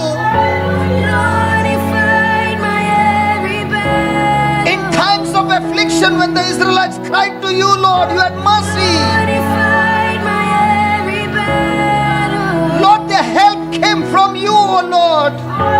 Lord, you fight my every battle. Our help comes from you, Almighty God.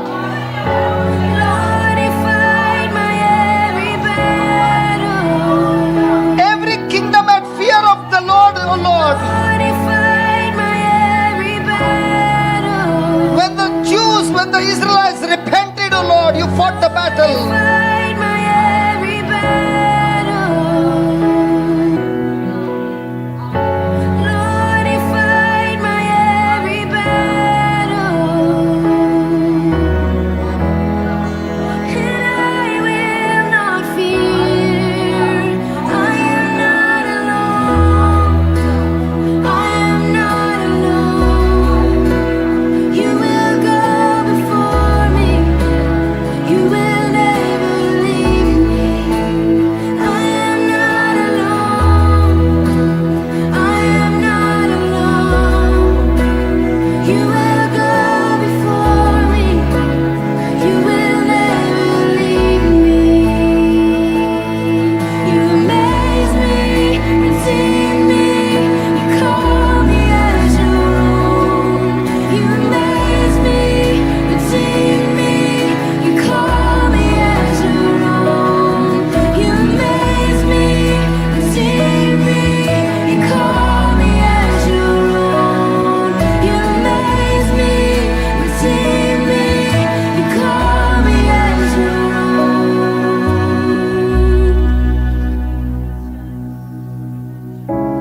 You're my strength. You're my defender. You're my refuge in the storm. One more time. You're my strength. You're my defender.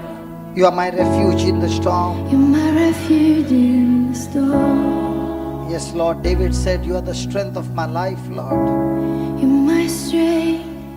You're my defender. You're my refuge in the storm. You are my. You're my strength. One more time. Tell the Lord, you are my strength. You're my strength. In times of weakness, You're my strength. in times of temptation, You're my strength. when sin tries to take over, You're my strength. when you are offended, You're my strength.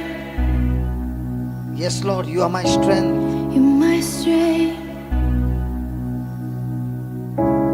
You're my strength. You are my defender. My defender. You're my defender. In times of weakness, My defender. when you feel like My defender. when you become a victim, My defender. in times of unjust suffering, My defender.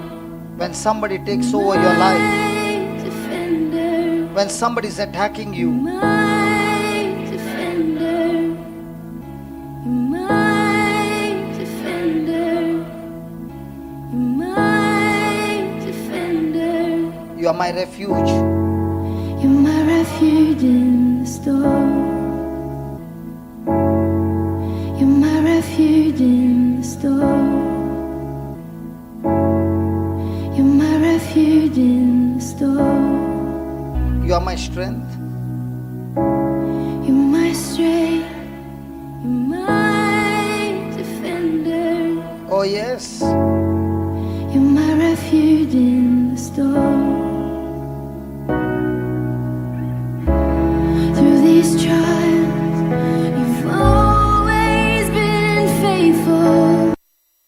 Healing to my soul. Bring healing to my soul. These trials, Through these trials, you have always been faithful. always been faithful. One more time. Through these trials, Through these trials, you've always been faithful. come on, let's repent. We are the ones who have been unfaithful. Through these trials, you've always been faithful. We are the ones who always keep doubting. Through these trials, you've always been faithful. You bring healing to my soul. I am not alone. I am not alone. You will go before me. You will never leave me. I am not alone. I am not alone. You will go before me. You will never leave me. I am not alone. No, I am not alone. You will go before me. You will never leave me. I am not alone. I am not alone. You will go before me. You will never leave me. I am not alone. Everybody, I am not alone. You will go before me. You will never leave me. I am not alone. I am not alone. You will go before me. You will never leave me. I was shackled by a heavy burden. I was neath a load of guilt and shame. But one day the hand of Jesus touched me. I am no longer the same. I was shackled by a heavy burden. oh yes, Lord. I was neath a load of guilt and shame.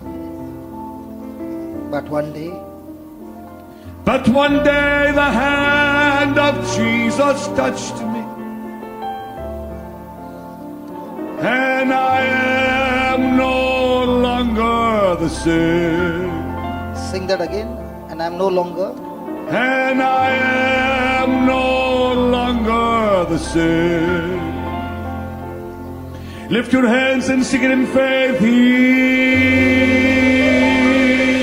touched me. Yes, He touched me. He touched me. And all the joy that was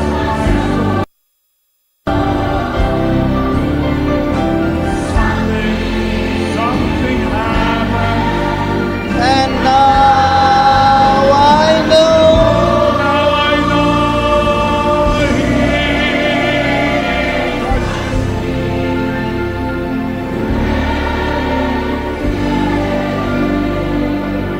Come on, one more time. If He touched me, Receive the touch of the Lord. Receive the touch of the Lord.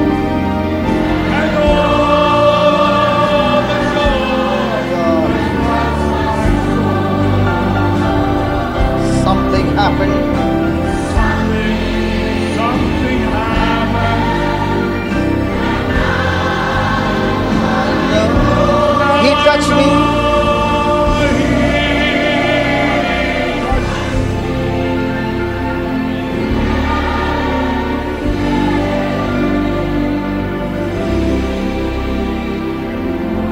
Since I met the blessed Savior, since He cleansed and made me whole, I will never cease to praise Him. I'll shout it while eternity rolls. Lifted on the instrument, sing. Touch me. Oh, He touched me. And all the joy that floods my soul. Something happened.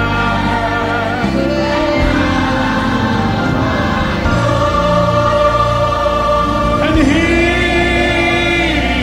touched me.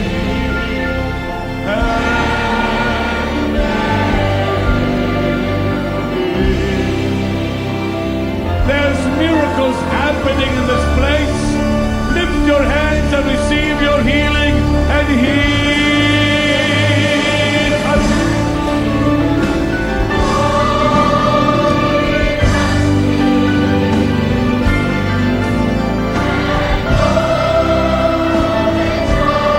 That's my soul. Something happened. Something happened. And now I know He touched me and made me.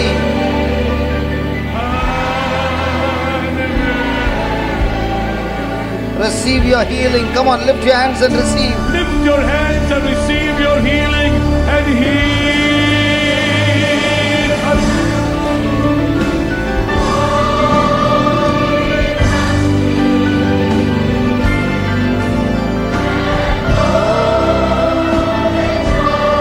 That's my soul. Something happened.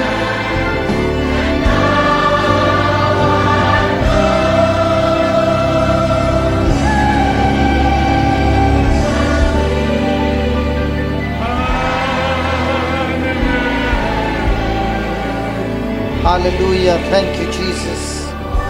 Thank you, And Jesus. He touched. Oh, He touched me. And all the joy that floods my soul. Something just happened.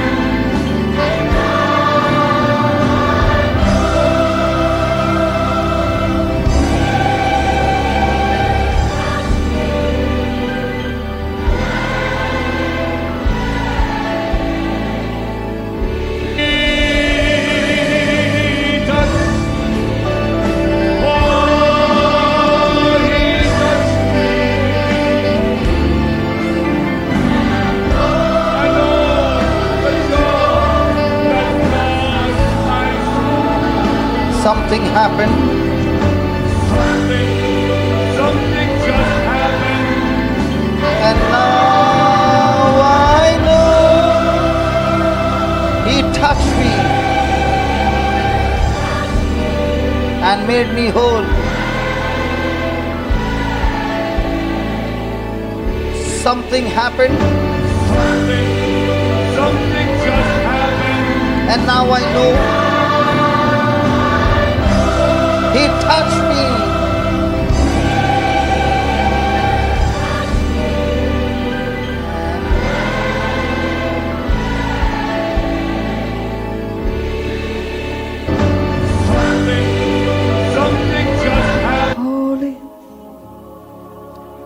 Holy, holy are you, Lord. Holy, holy, holy are you, Lord. Holy, holy, holy are you, Lord. The elders, angels, the redeemed worship you now.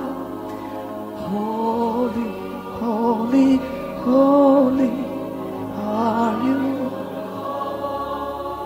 Everybody sing it again. Holy, holy, holy are you, Lord. Yes, Lord, there is none other than you. Holy, holy, holy are you, Lord. The elders and angels bow. The redeemed worship you now. Holy, holy. Holy, holy, holy are you.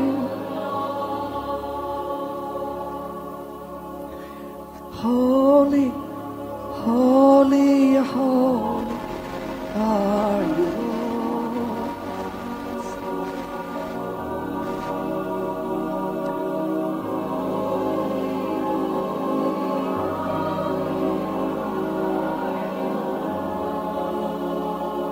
The elders and angels bow.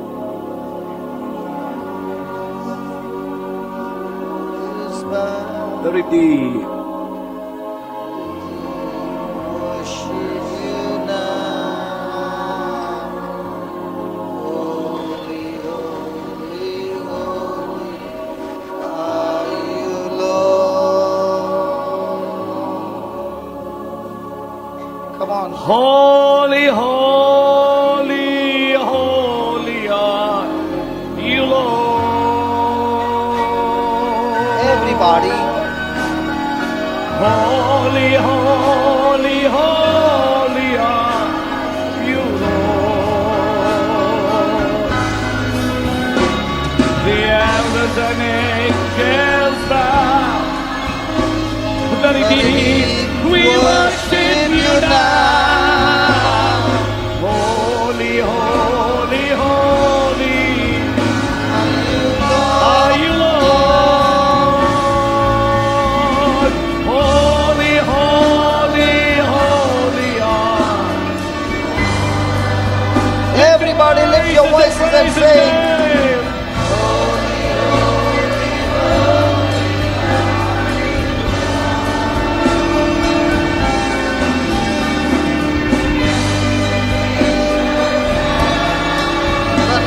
The redeemed.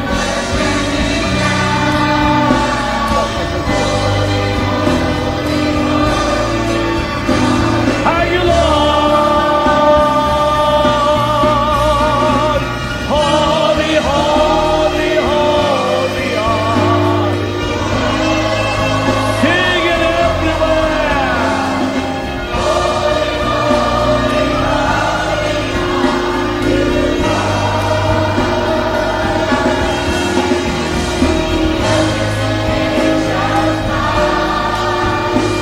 The redeemed worship you now.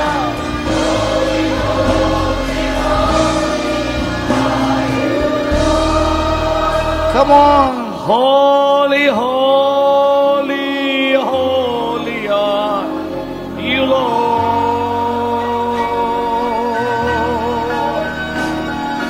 Holy, holy, holy are you, Lord.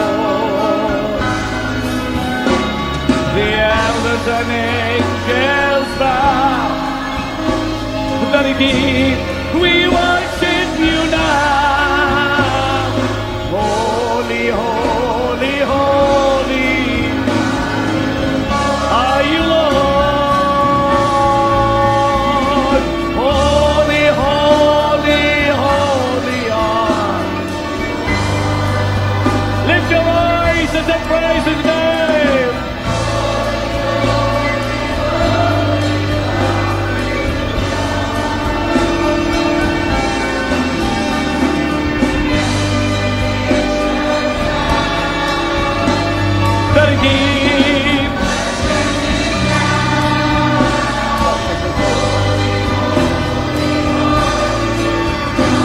Are you Lord?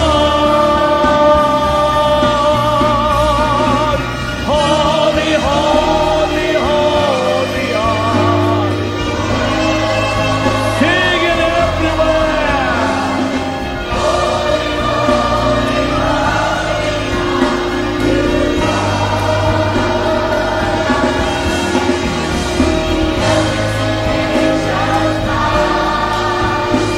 Let it keep worship you now.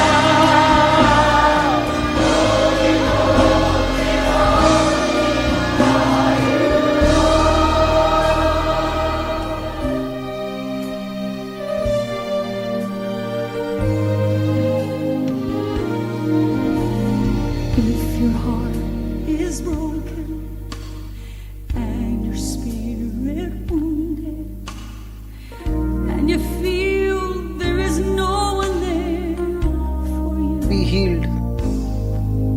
have your troubles brought you tears, pain and doubt and fear, and you don't know what to do?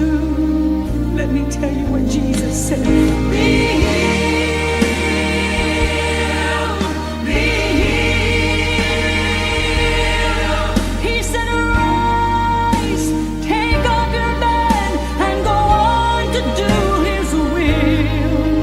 Be healed in Jesus' name. Be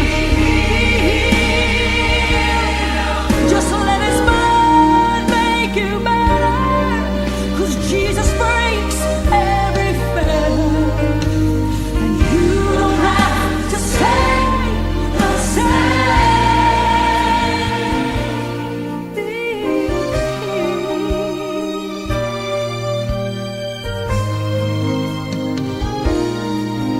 If your body's filled with pain, tonight you feel completely drained. You're tired, needing comfort and rest. Has the doctor given you a report that is bad news? And right now, in your life, you just feel like everything looks hopeless. I want to tell you what Jesus said. Be healed, be healed. He said, arise, take up your bed and go on to do His will. Be healed, be healed, and let His blood make you better, 'cause Jesus breaks, He breaks the fetter, and you don't have to stay the same.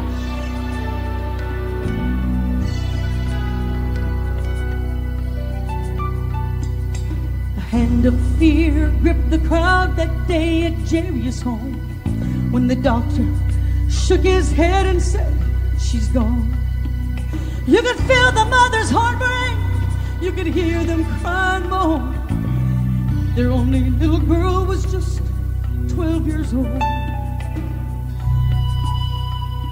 Oh, but somewhere in the distance, outlined against the sun, there came a man on a mission from the throne.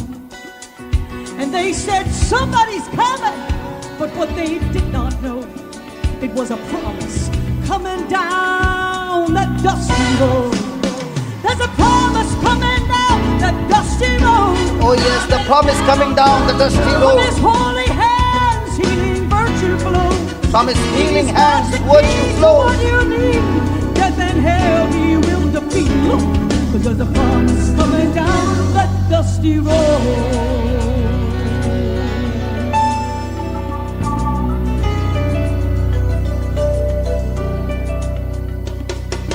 Wonder turned to mocking when Jesus did speak. He said, your daughter's not dead, she's just asleep.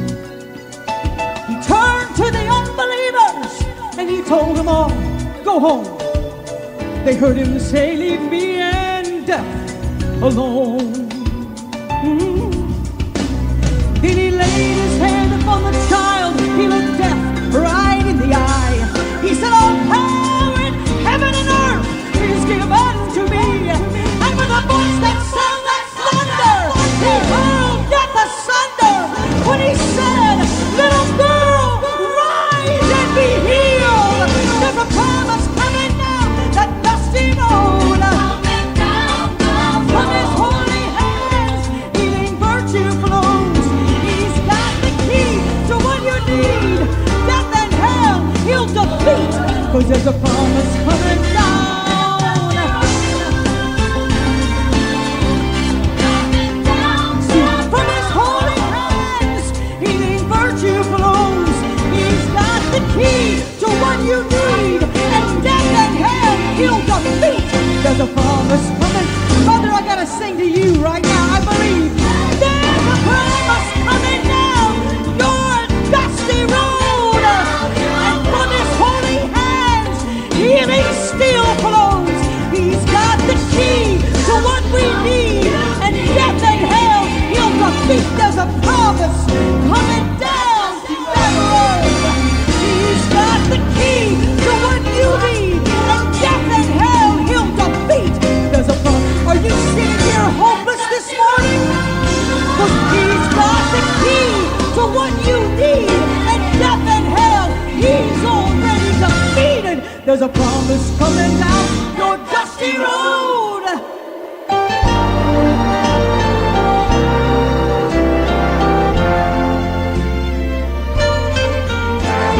The Lord is my shepherd, I shall not want for anything. My soul is thirsty, living water he brings.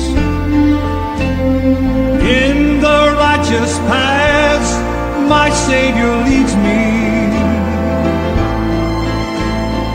Jesus is all that I have, he's all that I need. Jesus is all that I have, he's all that I need. Leads me beside still waters and pastures of green. For the days of my life, his mercy shall follow me. Jesus is all that I have, he's all that I need. One more time. Jesus is all that I have, he's all that I need. Leads me beside still waters and pastures of green. For the days of my life, his mercy shall follow me. Jesus is all that I have. Jesus is all that I have, he's all that I need.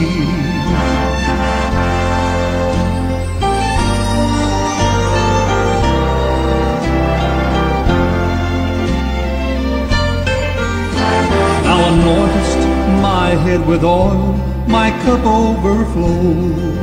Oh yes, Lord, with your anointing, my cup overflows. Thy rod and thy staff comfort me everywhere that I go.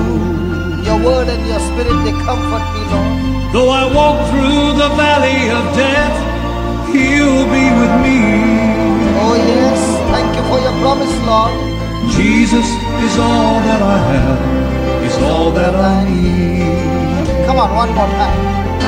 Thou anointest my head with oil, my cup overflows. My cup overflows with the anointing of the Lord.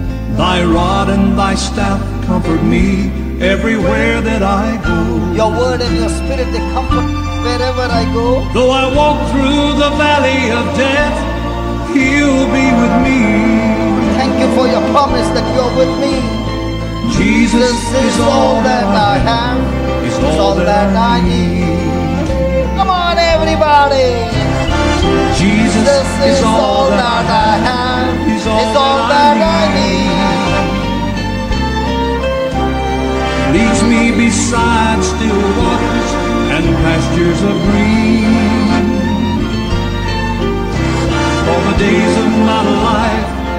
mercy shall follow me.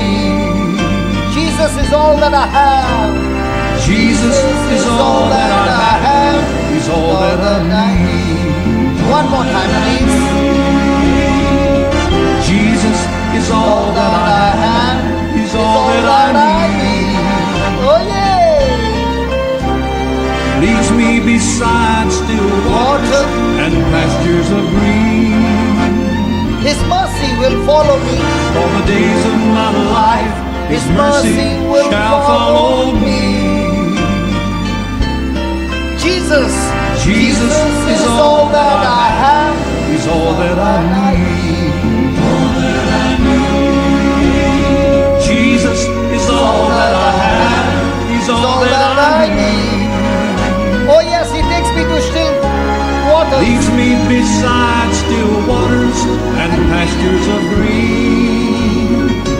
His mercies, all the days of my life, His mercy shall follow me. Jesus is all that I need. Jesus is all that I have. He's all that I need. Jesus is all that I have. He's all that I need. Jesus is all that I have. He's all that I need.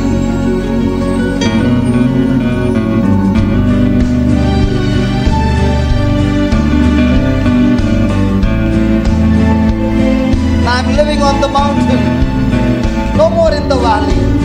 My Lord has brought me out of the valley. I walked in the valley for so long. Everywhere I turned was dark, but the Lord's arms were around me. He was protecting me from harm. Through the bad and through the good,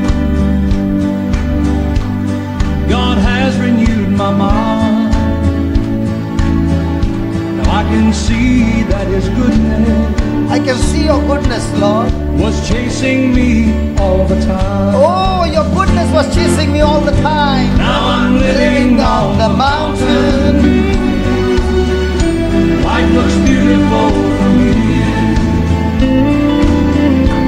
As I look down in the valley, as I look down in the valley, I see God's promises so clear. I see your promises so great, Lord.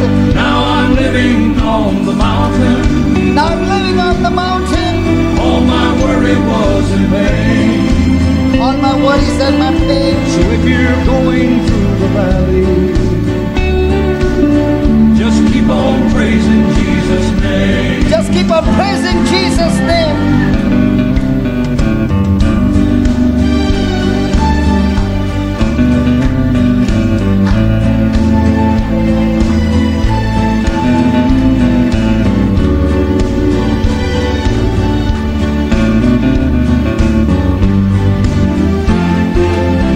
Sometimes a valley can be good.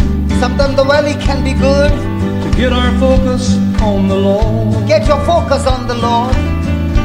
When He brings us through the trial, He brings us through all the challenges we are stronger than before. to make us stronger than before. Now I'm living on the mountain. Now I'm living on the mountain. Life looks beautiful from here.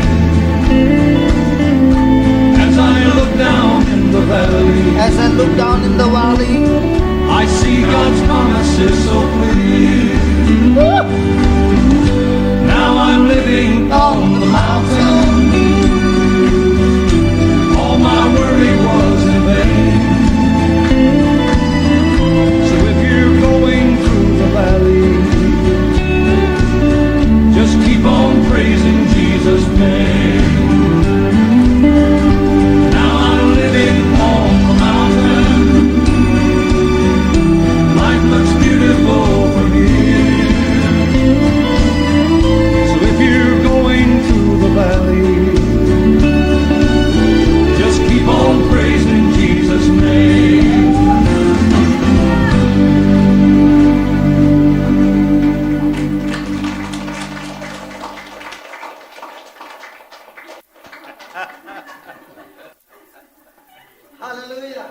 the Lord. How was the session? Nice? You could hear the anointing and all falling on each and every one of us, all right?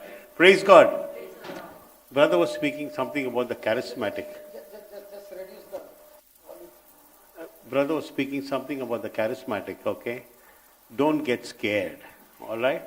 Because you get all types of people everywhere, right? Even in this room, there are a lot of different types of people. But he's setting them right. Amen? Not me. The Lord. Okay. You know, I have got a wonderful, wonderful brother in this room who came to the Lord and in a very, very big way. He was terrible and he was absolutely terrible. His life was totally down. And he came to the Lord in such a big way that he has today become the leader of the English Charismatic Group in Dubai. Let me introduce you to the leader of the English Charismatic Group. Brother Armando, please rise.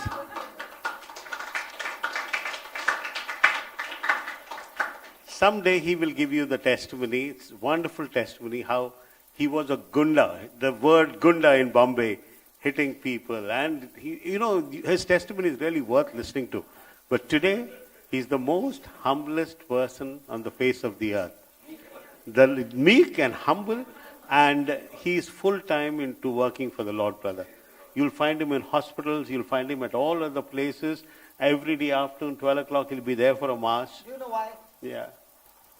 The one who is forgiven more, the Lord said, will love me more. Amen. Praise God. So, come back tomorrow. We'll be having the same session. By the way, can someone tell me why this AC is not working? Any idea? You don't need it? It's quite hot out here. Yeah? Isn't it? It is hot. Those who don't need should sit outside. Okay? Let's look at the comfort of each and every one. And see, standing here for 3 and 4 hours. Why don't you look at him? Okay? Is that put off by any chance? Yes, it has been put off. Correct? See that. Brother was sitting that side. Okay, brother, tomorrow please check that is on, okay? Yeah. What? That's the Bonvita baby. Pray. He'll talk about Complan, Bonvita, Horlicks. Oh, that's all his brand. He was always the brand ambassador for them, no?